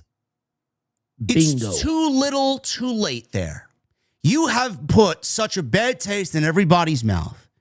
Now you're asking us to care that she's losing the championships? Bro, this is going to have an adverse effect. Her losing the championships will be celebrated because people couldn't stand her winning the 14 championships to begin with. So how is this going to work in the way that they think? How is this going to work in the way that she thinks this is going to work out? Did she lose? I heard she lost one of her indie promotion titles too. I think so. I don't know who she lost to. Not that I'm keeping score or anything. See, my point exactly. What rub did that organization get? What rub did that wrestler get that beat her? We don't even know what company it was. Well, they sold an extra 500 tickets to their rinky-dink gymnasium, bro. There you go. Mercedes sold out a venue of 500. You can still sell that by her showing up and wrestling. She doesn't have to hold their fucking title. I don't know. How long is it going to take for her to lose all these championships? Again, you have to care. You have to care. And then when she wins the big one, and when she wins the AEW World Championship, who's going to care when we finally get there? Nobody. I will. Hey, look, I'll keep it real. I'll keep it a buck. I will care when she wins her world title, her world women's title here, if the story and the match is awesome, I will. I genuinely will. But all this shit they're doing now with all these titles, it means nothing, man. It means absolutely fucking nothing. The one title she has not won is the one I'll care about the most, and it better be a good goddamn story and a match behind it. Otherwise, I won't care about that one either. You know how you put the promotion over that Mercedes lost to? I don't know what the title is. I don't know what the promotion is. You think Tony Khan, Mercedes, or Excalibur, or something along those lines would have been said, relayed to the commentary team. You know how you put that promotion over? You actually let us know what promotion she lost the title in and who she lost the title to. I don't think AEW even mentioned who this person was, what the title was, and what the fucking show was. So how am I supposed to care? Or even better, before she loses the title, while she's on national television, say, hey, if you really want to see me perform, I'm going to be down at such and such company defending this title on Friday fucking night. Tune on in, buy some tickets, come on down to the show and see me win again. And then, oh, such and such beat me. Oh, this is the one that, like, the recognition. You know, if we have to go around and look it up and try to find out who it was that beat her and how the match was, then how is the company benefiting? Bro, it's all smoke and mirrors. They shill something that the fan base will fucking eat up like slop, and they don't take the proper fucking steps or the proper protocol to make these companies feel big. I never see, like, we see them from afar. We see that their belts and they're fucking plated and it's on leather. Right? We don't know what the championships are. Like you said perfectly, she should be showcasing that championship on fucking camera. You should be getting a great glimpse of what the title is, what it looks like, what the promotion is. The fucking promotion should be out of her mouth. Yep. I don't understand how they think they have been putting over these other promotions. Oh yeah, we'll just throw something on social media. Yep. Who knows? You don't take the proper steps to really enhance what you're doing here. That now you want me to care because she's losing the titles. As far as I'm concerned, I can't wait till she loses all of them. Yep. Anyway, that was that. What's next? I don't know. World's End. She's got no challenger. We'll see what happens with that. Eddie Kingston was backstage with Renee, who says he's nervous about tonight, which is good as it keeps you on your toes. Kingston brings up Terry Funk winning the world title on this day and hopes to make his parents proud. Kingston says, you don't know how many shots he'll get, and he starts to get emotional and tells Samoa Joe that he's going to have to put him down, and there's no way he's going to quit. Well, he did. So Eddie Kingston not only didn't bring himself, his real self, to this fight, he also basically lied to everybody because he very much quit at the end of the show. Man, so that's baby faces should not be made to look like that. No. First off, baby faces shouldn't be tapping out. They can pass out in the hold. That's fine. They can pass out in the hold. They shouldn't be tapping out. But then to come out and say, I don't quit, and then come out and quit, that is not something a baby face should be doing. So your stance on the Cena and Gunther match on Saturday, you think Cena is going to lose or Cena is going to win his final match? Being that Gunther has promised to tap him out. I think Gunther is going to win. I don't know about the tap out thing. They may let Cena hold on to that one, but who knows? You know. But no, I don't think Cena's going to tap out on the way out. I think Gunther is going to lose. You think so? I think John Cena's going to win. I don't think they're going to disappoint 18,000 people on Saturday. Shit, man. 18,000 people need to know how the wrestling business works. Maybe only 10% of the audience actually knows how the wrestling business works. Hey, man, you go out looking at the fucking lights. They don't care about if he wins or loses. I don't think John Cena gives a shit. He didn't give a fuck about anything that happened this year, according to Chris Van Vliet's show that he did. He doesn't give a fuck, bro. He does not give a fuck. The crowd don't care. The crowd. What did you think about winning number 17? Over, I don't give a fuck. No, they want to see Cena stand up, you know, have the ring to himself. Gunther's gonna fucking leave, and he'll have the ring to himself to say his goodbye. That's all they really care about. He doesn't need to fucking win.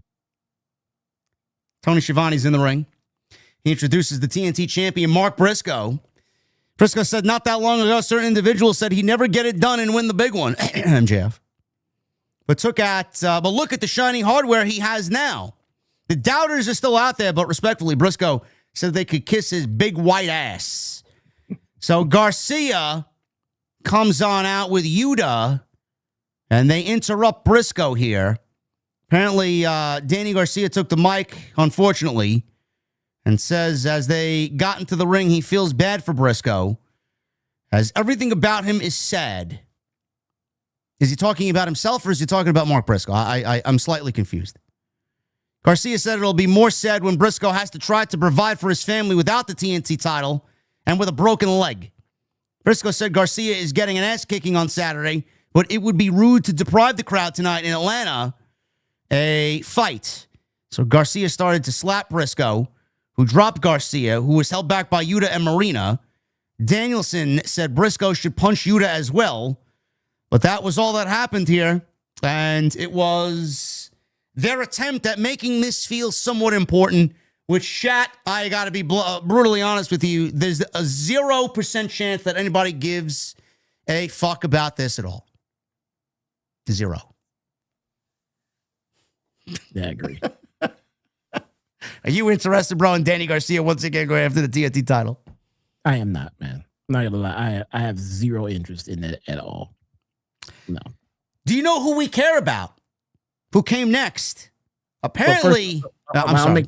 I'll make something clear. I'm sorry. I'll make something clear. It is because creative has trained me to not give a shit about what Danny Garcia is doing. That is why I personally have zero interest in what he's doing. I mean, look at him. Does he look like a superstar to you? No. He looks like a bum that they fucking picked up at 7-Eleven and threw into a ring and called a pro wrestler. The guy can wrestle. He can.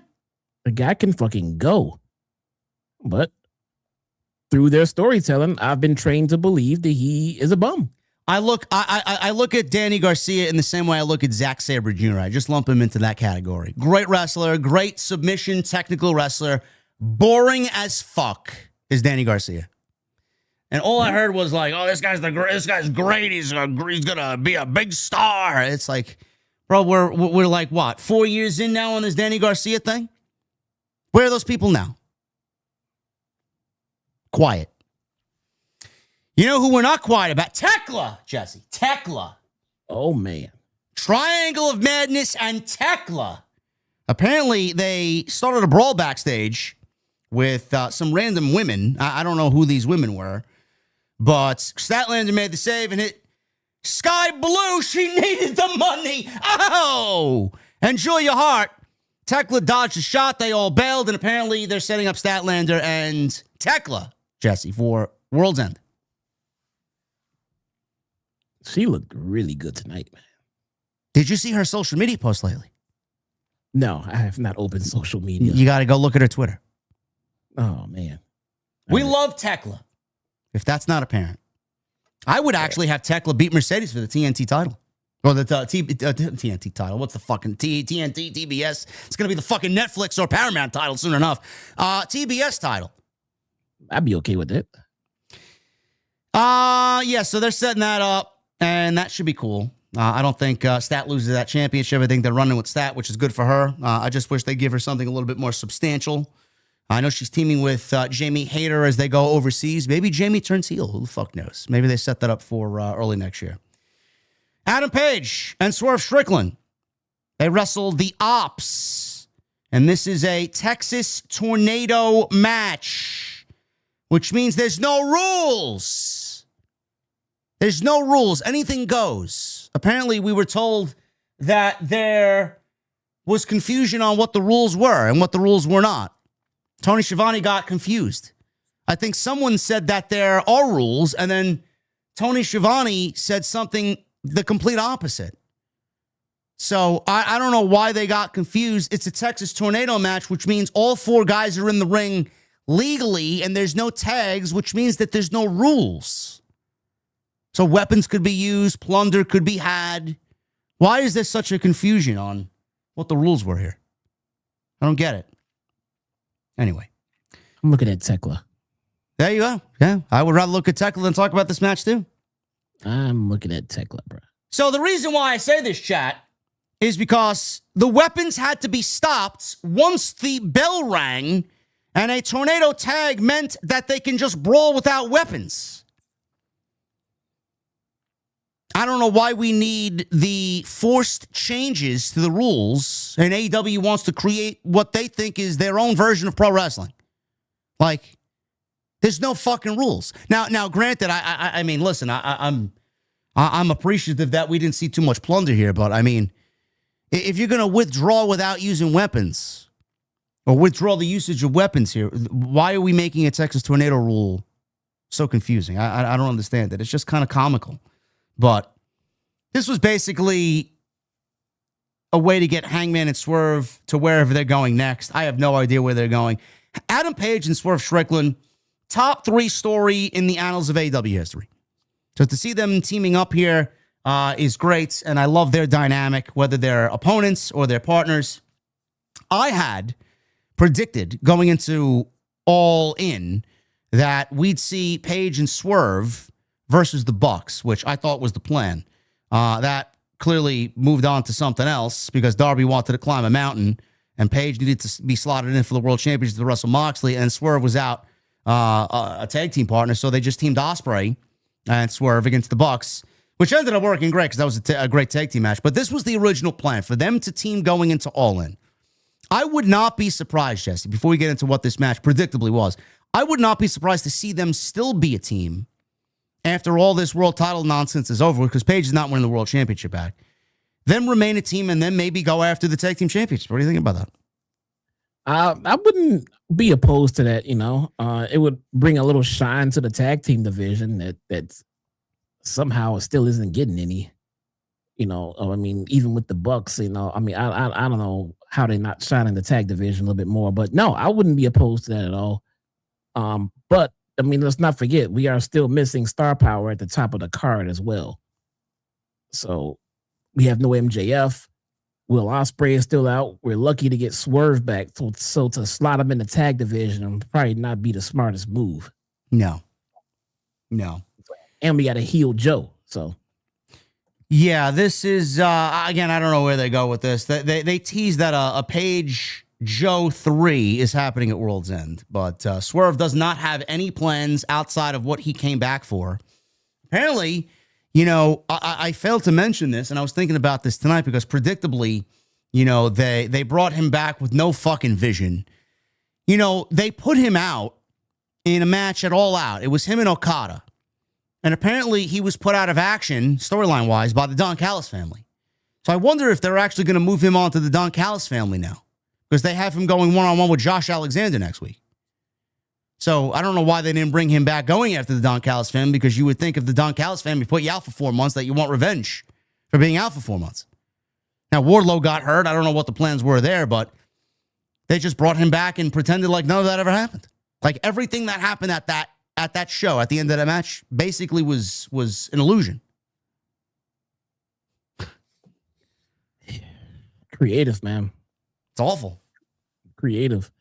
But I will say Swerve is needed at the top of the card. And the Don Callis family, I wouldn't necessarily put them at the top of the card per se.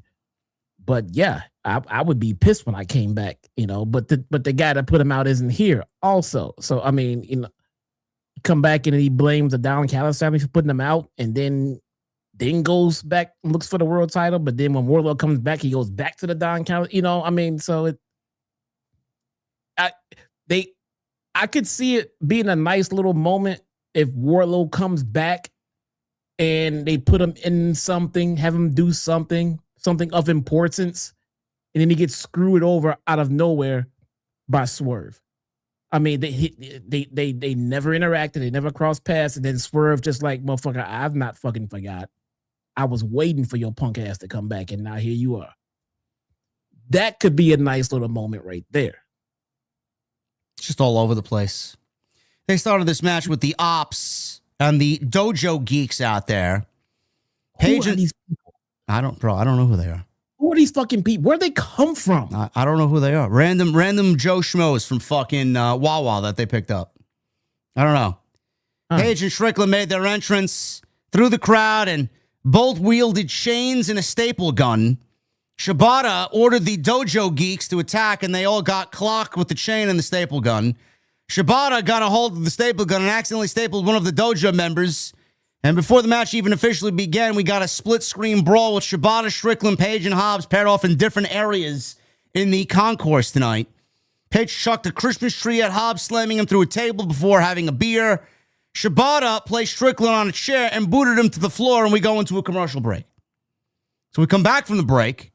The bell finally rings. All the guys are in the ring. Referee took the chair from Page. Commentary then tells us, despite this being a tornado tag, there are DQs applied. What the fuck? This is what they had the commentary relate to us, that a Texas tornado match had DQs. And then we get a low blow in the match, and Tony Schiavone then utters, anything goes. What the fuck? And then you wonder why your ratings are in the fucking toilet. You treat your people, your audience, like they're stupid. If they said that, I'm assuming that came into their headset from Tony Khan. Bro, this was legitimately uttered tonight on the show. Why would they say that? Unbelievable. It's unbelievable. So Shibata and Hobbs worked over Page. Strickland was nowhere to be found during the beatdown. Prince Nana jumped on the apron, was about to get beat up by Hobbs until Strickland flew in with a big boot. Strickland and Page had double dives outside before returning back inside. Page and Hobbs tumbled to the outside, then rolling hip toss into a brainbuster attempt by Strickland, which Shibata escaped from. So we'll pick it up here towards the end. We got Strickland with a house call. He was pulled outside by Hobbs. Page missed a buckshot on Shibata, who got a low blow as Hobbs took the ref. Shivani said, anything goes, which apparently we were just told at the beginning of the match that there was DQs applied, so Shivani's a fucking idiot, gotta be. Or Tony Khan is just out to lunch, either one of them. Shibata applied a cross arm breaker on Page. Strickland flew off the top rope with a swerve stomp. All four men slug it out. Strickland and Page sidestepped Hobbs, who mowed down Shibata. Double rolling elbow from Strickland and Page as they hit a fallaway slam 450 combo. Strickland nailed a rolling cutter. Hobbs, leaving Strickland and Page face to face. They had a nice stare down. Hobbs was double powerbomb through a table at ringside. Buckshot, house call combo delivered on Shibata, and Strickland got the win. Post-match, we see Josh Alexander watching backstage on a television as he'll face Strickland this Saturday on Collision, which is, by the way, airing at 4:30, and they're taping the show, I'm assuming, this week in Cardiff, airing it at 4:30 Eastern because they don't want to go head-to-head with Saturday night's main event at 7 o'clock. Smart. It is smart. So that was that. The Opps look like geeks and are losers. Where do we go next? Adam Page wants Joe. He wants the World Championship. He was going to pay close attention to Eddie Kingston and Joe tonight, and he wants his AEW World Championship back. Nothing was said about that at all. Nothing was official. It's kind of hard to call where they're trying to go with this because, again, I still don't know why Joe turned heel. I don't know why the Opps turned heel. Shibata is apparently just healed by osmosis. I mean, I guess he's healed because they told him he's healed. I mean, he's just tagging along for the ride. I mean, I don't understand why they needed to turn Joe heel to be a heel champion. I really don't. It seemed like it would have made more sense. I mean, you want to make Joe champion? Make Joe champion. You're not going to get in a fucking complaint out of me. But I don't understand why it had to be a heel champion, because a babyface Joe champion sets the stage for an MJF return. We'll cross that bridge when we get there, bro. And we'll see how much they fucked up when MJF actually gets back. Yep. Because I don't really understand anything that's going on now. I don't get it. Nor do I know anybody that's interested in what they're trying to convey here. I don't know. Don Callis is backstage. He talked about the Young Bucks stealing his money as he prepared to... they stole his money, but he threw it in the air to them, and they caught it. Stealing his money as he's prepared to drag them through courts and put them in the poorhouse, but he'd rather get his pound of flesh. Callis said the Bucks should find a partner in Manchester next week. Takeshita Okada and Hechicero against the Bucks and a partner for the $1 million if the Bucks grow a set and accept. Gee, I wonder who it's going to be. Stokely's backstage. He said the most dangerous narcotic isn't on the streets. It's the camera, as it gives folks an addiction that makes them think they deserve a title shot. Stokely said next week on Dynamite, FTR will beat the Bang Bang Gang and cure them of their addiction. When they beat them, they'll leave them clearing customs without the tag titles. And at the end of the line in the tag team division, top guys out. First of all, I got to mention this because I thought it was quite comical. Jesse, did you see the back and forth that Dax... you said you weren't on social media, so you probably didn't see it. Dax went toe-to-toe with Matt Hardy arguing over 5-star Meltzer ratings on Twitter today. Did you see this?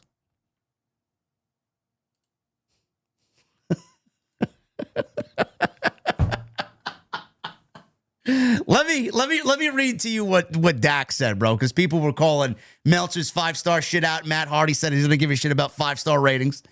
Dax says, and I quote, "I think calling Dave a moron is insane. He's probably wrestling's most accurate historian. While I may not agree with some of his star ratings, that doesn't mean he's wrong. That means he has a different opinion than I do, which is absolutely okay. To me..." Really now? To me, the Brainbusters versus the Hart Foundation SummerSlam 89 is a 5-star tag team match. To Dave, it's a 2. Who's wrong? Who's right? Who gives a fuck? As long as we all enjoy professional wrestling. Bro, I got to read that line again because I found it quite funny. That doesn't mean he's wrong. That means he has a different opinion than I do, which is absolutely okay if you're not JD from NY. Really now? Now it's okay to have a different opinion. You don't say. Wow. And the company's attacked, they come raising the swords. Meltzer gets attacked, let's raise the swords. You believe they're going to bat for Dave Meltzer now on social media? And his 5-star ratings? God. And they're promoting, your opinion is okay. We all love pro wrestling. Got to be shit. Out of here. And maybe you should rethink that next time you have your tequila over ice and tweet me again. I'll be able to cue this up instantly next time you want to start something. You fucking break. The hypocrisy in that company is wild to me. Unbelievable. I wanted to make mention of this, Jess. You made a good point. The tag team division. Yeah, we've seen a less focus on the men's tag team division now that Brodito lost the tag team titles and FTR now have these tag team championships. It is very apparent what happened to the tag team division, man. It was so hot every Wednesday. What happened to it? I haven't felt that same way. Is FTR that bad? I mean, that might be just your opinion. Well, are you entitled to that opinion? According to them, I'm not. Nah, you're not. So I'm a nasty grifter. They're not doing shit with the tag team. I forgot FTR were tag team champions. I'm not even gonna lie, bro. I'm not even gonna lie. As I was talking about it earlier, about how division was just, I forgot it was FTR that were tag team champions. I mean, they're just waiting to feud with the Bucks again, right? These guys are heel. Bucks are baby faces. I mean, let's just get to it. Let's jump to the chase. Let's go. I do not care about that at all. What would that be? Match number 5? Match number 6? What are we on? Oh, I have not counted at this point. No idea. But it's a coming. Kyle Fletcher. He went one-on-one with Speedball Mike Bailey. This is a Continental Classic tournament match. This was not only the best thing on this show by a fucking country mile, but this was the best match of the entire tournament so far. And Kyle Fletcher is churning out matches of great quality. some questionable things he does in his matches, which I don't really understand, but he has put out some great matches, and this was the best match in the tournament so far. So Fletcher made his entrance first. Fletcher had to fall backwards to avoid an early karate kick from Speedball. So we go into a commercial break. They're battling at ringside. We go and pick it up after the commercial break. Speedball took control, leapt off the top rope with a shooting star press. Fletcher lifted his boot. He then lawn darted Speedball into the middle buckle and landed a sit-out powerbomb for a very close near fall, around 13 minutes. Now, there's only a 20-minute time limit here, and they basically went all 20 minutes. Fletcher landed a half and a half seconds later, but Speedball countered with a mid-air snap power slam for a 2. Bailey landed a Hurricane Rana for a 2 count, and then a somersault knee drop, which he calls Ultimate Weapon. He followed that with a roundhouse kick to the head. He goes for recovery, gets a 2 count. So Speedball caught a charging Fletcher with a kick and stayed on the attack. A second rope Ultimate Weapon for a near fall. They show everybody in the arena losing their mind. The crowd was very into this. Fletcher avoided Speedball's leap off the ring apron and then release powerbombed him against the apron. There was also a spot early in the match where he dropped Speedball back first across the fucking barricade on the outside. That was before we went into the first commercial break. I don't know why we continue to do things like that in a match on television when it's not needed. Like, I don't understand it. We got apron spots. We got fucking barricade spots on the lower back. We get fucking people getting dropped on their head. In a Continental Classic round-robin match. It's not even a pay-per-view match. I don't know. Maybe it's just me kind of being overly critical. I don't know. I don't understand it. You know, this is why guys get hurt. This is why Darby Allin's out of the fucking tournament. Yeah, so spots like that when you can just see and tell nothing good is gonna come from it. But I mean, I would also suggest we cut those out.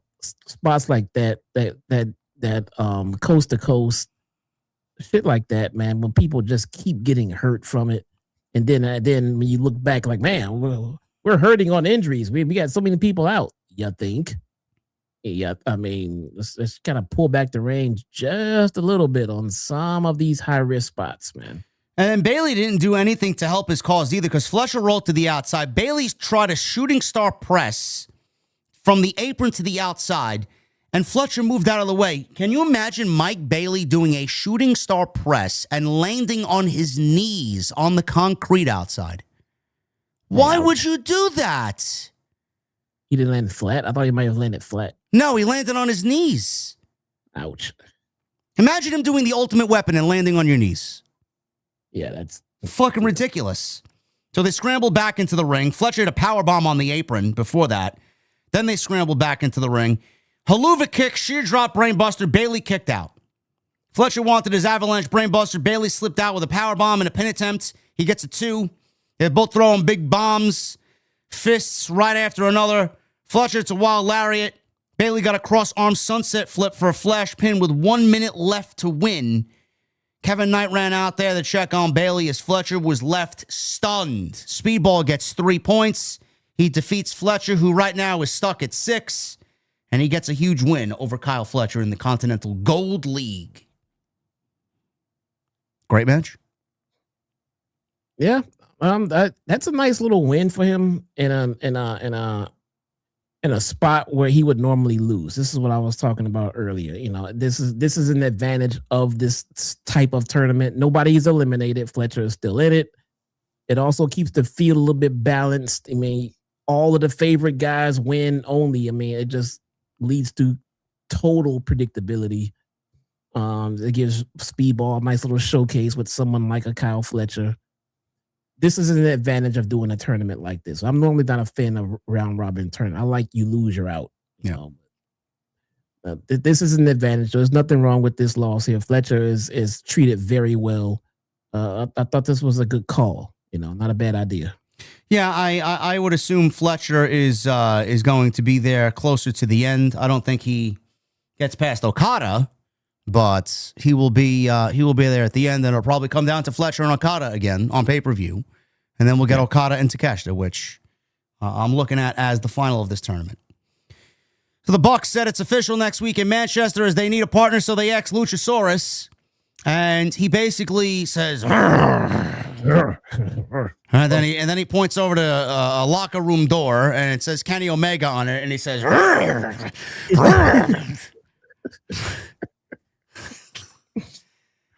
I thought he could talk. I thought bro, he this knew, guy's like, got a PhD in something, and he's speaking like, he had a degree. like the fucking Tasmanian devil out there. Look, I got the Tasmanian devil right on my. I thought he had like a degree in physics or some shit. This guy's got a PhD in something, and he's speaking gibberish. Maybe he should team with the Beast fucking Mortos, who's got a fucking law degree. Maybe they could go fucking be smart dudes. They're the smartest Somewhere. fucking guys in the fucking company. Smartest guys in the company.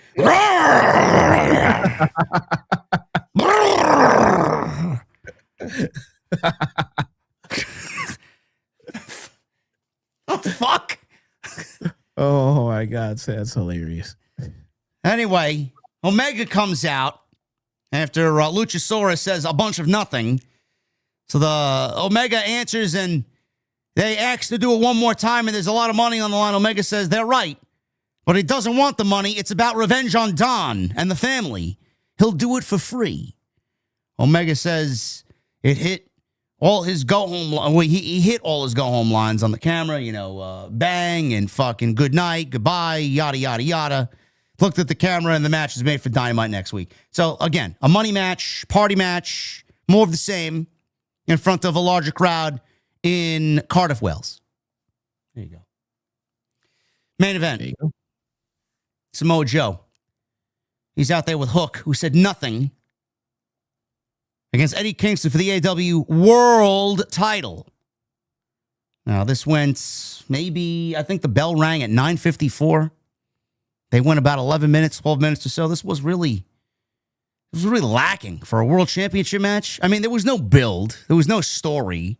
They only put this match together to get a World Championship match on this Winter is Coming Dynamite special to make it feel special.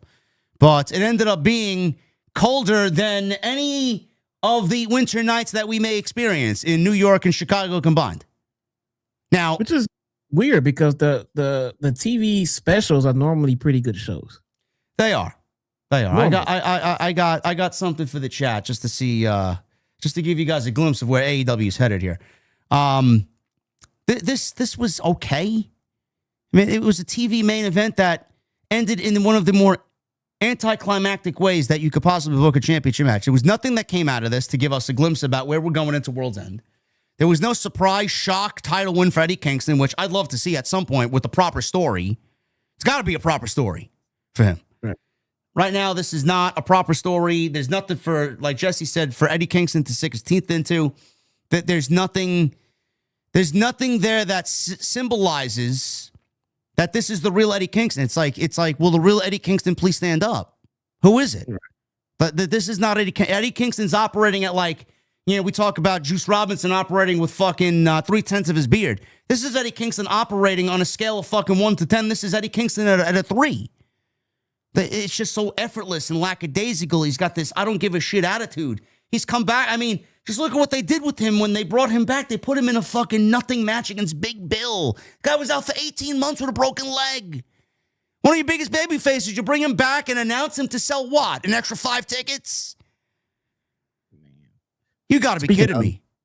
Speaking of, Juice's beard is down to like 20%. What is with the fluctuations? But, because he keeps shaving it.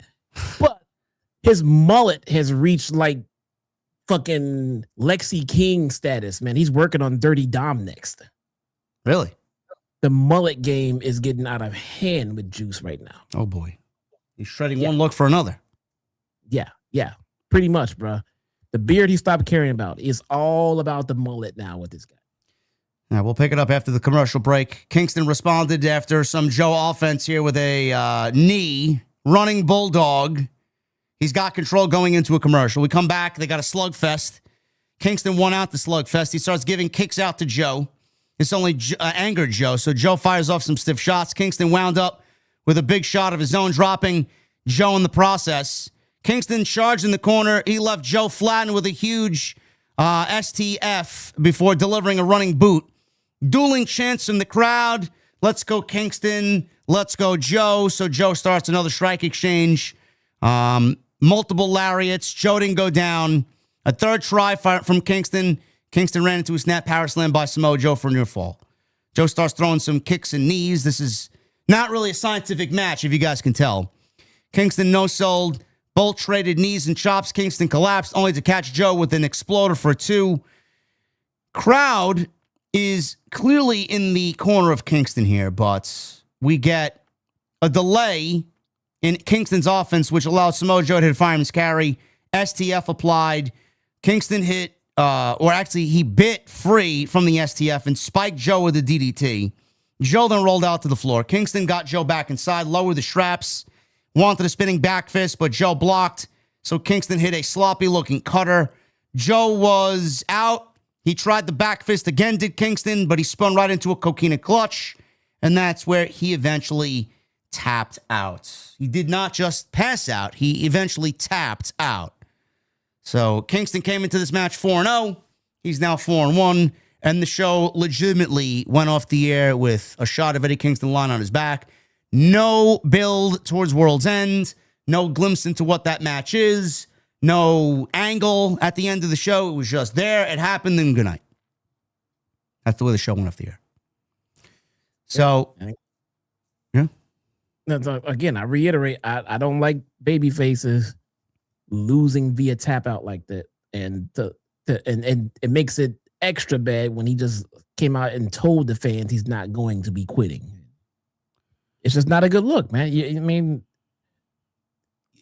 your integrity, again, I've always said Bret Hart said it. I mean, he said the most. He said, when I know that I'm going to win, I will guarantee in my promos that I'm going to win. If I know I'm going to lose, I don't guarantee things to the fans as a babyface. It's just a bad look as a babyface. Well, clearly Tony Khan doesn't give a shit about that. So Eddie Kingston looks like a geek, and he loses. Continental Classic Finals after tonight. Fletcher and Okada have 6 points. This is the Gold League, by the way. Fletcher and Okada have 6 points. Kevin Knight, Pac, and Speedball have 3, and Jack Perry sits at 0. Being that he was just in the tournament as of tonight's first time against Okada. He's filling in for Darby Allin. The Blue League, Claudio and Konosuke Takeshita have 6 points. John Moxley, Orange Cassidy, and Mascara Dorada have 3, and Roderick Strong has 0. So you can see who the losers of the leagues are going to be. Collision, Winter is Coming edition, 4:30 Eastern. Briscoe will defend his TNT title against Danny Garcia. Claudio Castagnoli versus Konosuke Takeshita in a Continental Classic Blue League match. Swerve Strickland versus Josh Alexander. And Chris Statlander and Jamie Hayter versus the Sisters of Sin. And then Dynamite Holiday Bash. This is next week's show, which will be a 3-hour show, by the way. So Jesse and I will not be covering the Collision portion. Dynamite Battle Royal for the Dynamite Diamond Ring. Gee, I wonder who's going to be in that one. FTR, Dax Harwood, and Cash Wheeler versus the Bang Bang Gang. That's Juice Robinson and Austin Gunn for the AEW Tag Team titles. And Kenny Omega and the Young Bucks versus Okada and Takeshita and Hechicero for $1 million. Now that is your Dynamite. There you go. Man. Fuck out of here so I could get back on Destiny 2 Renegades. Having a good time on there. I got a lot to do there. I'm so far behind everything. Do you mind if I cut out for the super chats? Yes, of course. I am reading through the super chats. I see all of them. Thank you all. It's good to be back. I'm happy to see you all. I appreciate you all. So I just want to, yes, AJD, and Jackie's a little bit better. Yes, and Jackie is doing, all things considered, a little bit better. She's hanging in there, but it does not look good for the long term. But thank you guys so much for the well wishes and the concern. I appreciate it so much, man. All right, man. Thanks for hanging out with us tonight. I'll be on Destiny tomorrow for a little bit because I'm going to the Mark Tremonti concert on Long Island. If you're going to be on and going to be home, let's do some Destiny tomorrow. Yes, I have to. I might do some Twitch tomorrow. I gotta go back on Twitch, so I'll let you know. All right, man. Sounds good. All right, take it easy. Later. All right, guys, we're gonna get into the super chats. Jesse is gonna bounce, and I am going to go upstairs to the OG venue. There you go. Tonight we are sponsored by Blue Chew Gold. Fellas, you already know what time it is. It's time to level up. Blue Chew didn't just show up for another run-in. They dropped Blue Chew Gold. This is the championship belt of performance, not some random pre-show match. Blue Chew Gold is the newest innovation from Blue Chew. This is a 4-in-1 beast that sets the gold standard for how you show up when it's main event time. You got blood support for blood flow, plus a blend that cranks up the connection between your brain and your body, so the whole act feels like a fully booked storyline, not a Tony Khan, I just announced this on Twitter special. It dissolves under your tongue and can work in as little as 15 minutes, which means you go from backstage to pyro faster than an AEW cold open. Elevation without hesitation. This is peak passion and peak performance in a single tablet. Blue Chew Gold is for when you don't just want to show up, you want to show out. This isn't Netflix and chill. This is Netflix and fill. While Tony Khan is out here hot-shotting random matches with no payoff, you're delivering 5-star classics with long-term storytelling and a finish she's actually going to remember. So guys, this isn't just about performance. It's about legacy, or what I like to call your third leg-a-see. You want her group chat talking like they just watched a WrestleMania main event, not Collision on TBS. Make life easier by getting harder and discover your options at BlueChew.com. Special deal tonight for everybody listening. As far as Blue Chew Gold is concerned, 10% off your first month of Blue Chew Gold with code JD. That's promo code JD. Visit BlueChew.com for more details and important safety information. And I want to thank Blue Chew for sponsoring the podcast right here on the AEW Dynamite Post, right here on Off the Script. Let's get to these super chats, and then I myself am going to hop on either some Black Ops 7 or some Destiny 2. Michael Krause with a $2 super chat. JDOTS, hope all is well. Let's go. Yeah. Thank you, Michael. Is Ace, or what is this? This is Ace with 11 months. How much longer before AEW goes out of business? I don't know. I want to say it can't come soon enough, but I don't want them to go out of business. I just want Tony Khan to leave. Creative. That's what I want. When will we get that? Maybe never. Hannah with a 199. Loving these Renee ringside segments so much. I do like that. That's a very good observation, Hannah. I do like that. I think Renee does a great job. Emoji Matt with a $5 super chat. Hey, man, why are you so sad? Come over, JD, and we can grab a Malort. Magneto was right. If you ain't down with that, I got 2 words for you. Collision Corner. Tony Khan attacked LA Knight under the mask.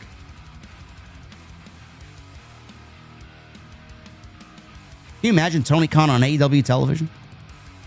Or on WWE television? Never mind AEW television. Can you imagine him on WWE television? Ali with a $2 super chat. All exhausting wrestling. I agree. Keith Hobson with a 20 months. Willow was looking very nice. Speedball versus Kyle Fletcher match of the night. Other than that, meh.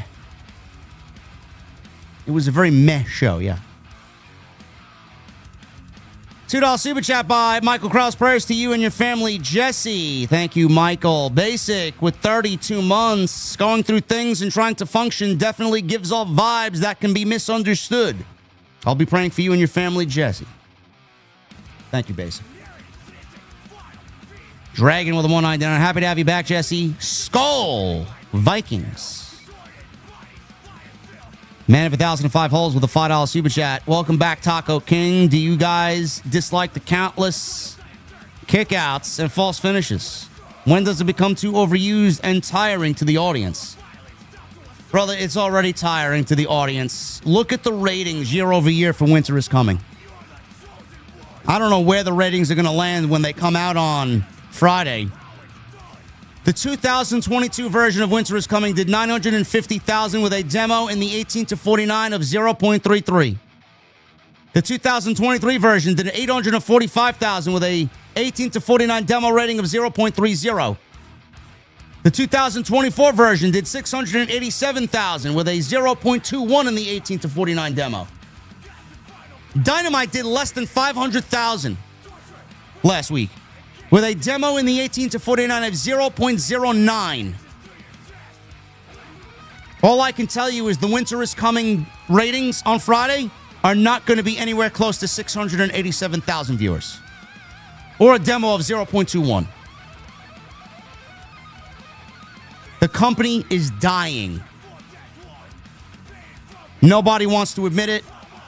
The sickos don't see it. All you have to do is do a little research and look year over year.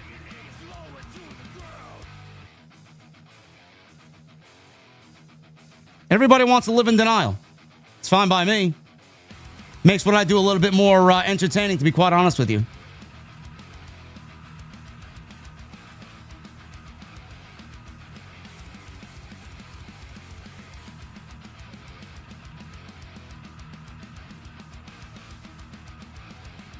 I'll open the chat up for the last 10 minutes, you fucking crazies. We got... Thank you, Basic Dragon. Thank you, Man of 1,005 Volts. Thank you, Street Fighter with a $5 super chat. Get those likes up. I want the return of Collision Corner. Collision Corner will return after the new year. We're going to give Mr. Collision a break from watching Collision. Mr. Jason, 6651 with a $4.99. Hey, JD, what's up? I'm going to House of Glory next Saturday. Will you be there? It's really messed up that they took you off commentary. No, I will not be there.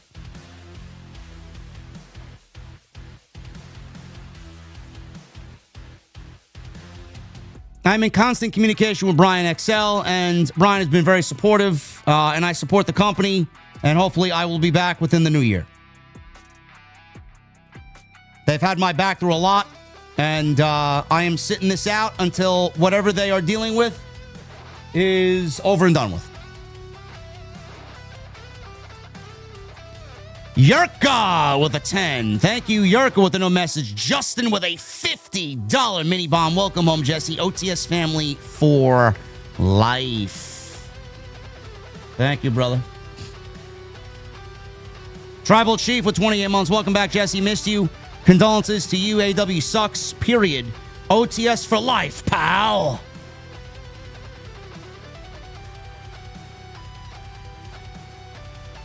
DW Hurd with a new membership.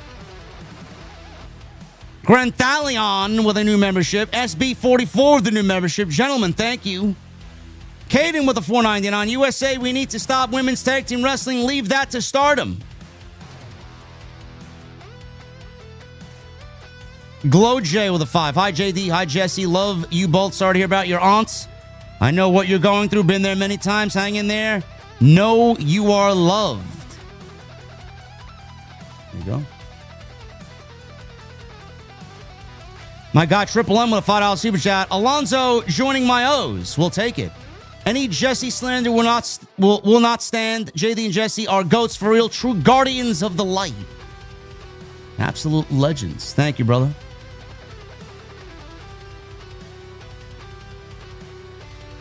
Richard Conn with a $5 super chat. Hey, JD. Hey, Jesse. I'm glad your aunt is a little better. Jesse, me and my wife miss you. You guys are the best. Thank you. Thank you, Richard.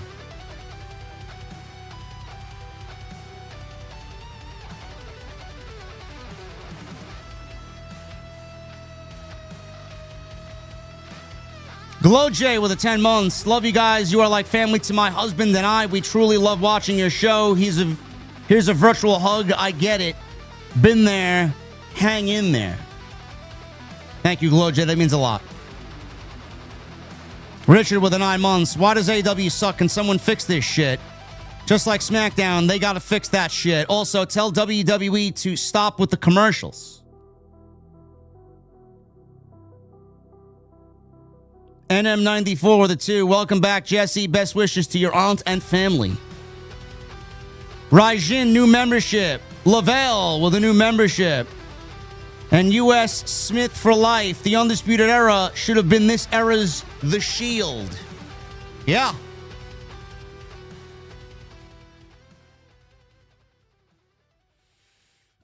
Triple M, I will be on tomorrow. I need to finish the quest. I need to go and run the exotic mission again. I'm on step 6 of 7. And I just had the yellow crystal drop during one of the activities. So, which was pretty cool. I just got to finish the fucking mission so I can apply my yellow lightsaber. Anyway, guys, thank you for a great stream. Hopefully you enjoyed this Dynamite stream. I had a lot of fun with Jesse like we usually do.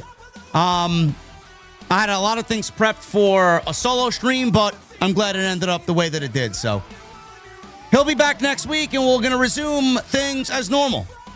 So thank you guys very much. Follow me on social media at JDfromNY206, Twitter, Instagram, TikTok, and Cameo. Hit that subscribe button down below. Turn on the bell for notifications. And please go check out all the content on the channel. Plenty of it. Tuesday Night Titans was live last night. Episode 124. Some really great discussion last night as we head towards John Cena's final match ever on Saturday night. It's going to be a big night. I'll be live after Saturday night's main event. John Cena and Gunther. We got a great card. Obafemi versus Cody Rhodes. Should be great. So join me live for that. I'll also be live for SmackDown on Friday. If there's any news tomorrow, I will have you guys covered in the subscription boxes. But until then, please hit that thumbs up. Leave a comment down below. Let me know what you thought of tonight's Dynamite. And as always, again, thank you guys for a great stream. Happy to have Jesse back. And I will see you guys right back here on Friday night with Friday Night SmackDown right here on Off the Script. And please go check out my sponsor tonight as well, BlueChew.com. Blue Chew Gold. 10% off, code JD at checkout. Thank you to Blue Chew for sponsoring the show tonight. I'll see you guys on Friday right here live on YouTube. We'll see you guys later.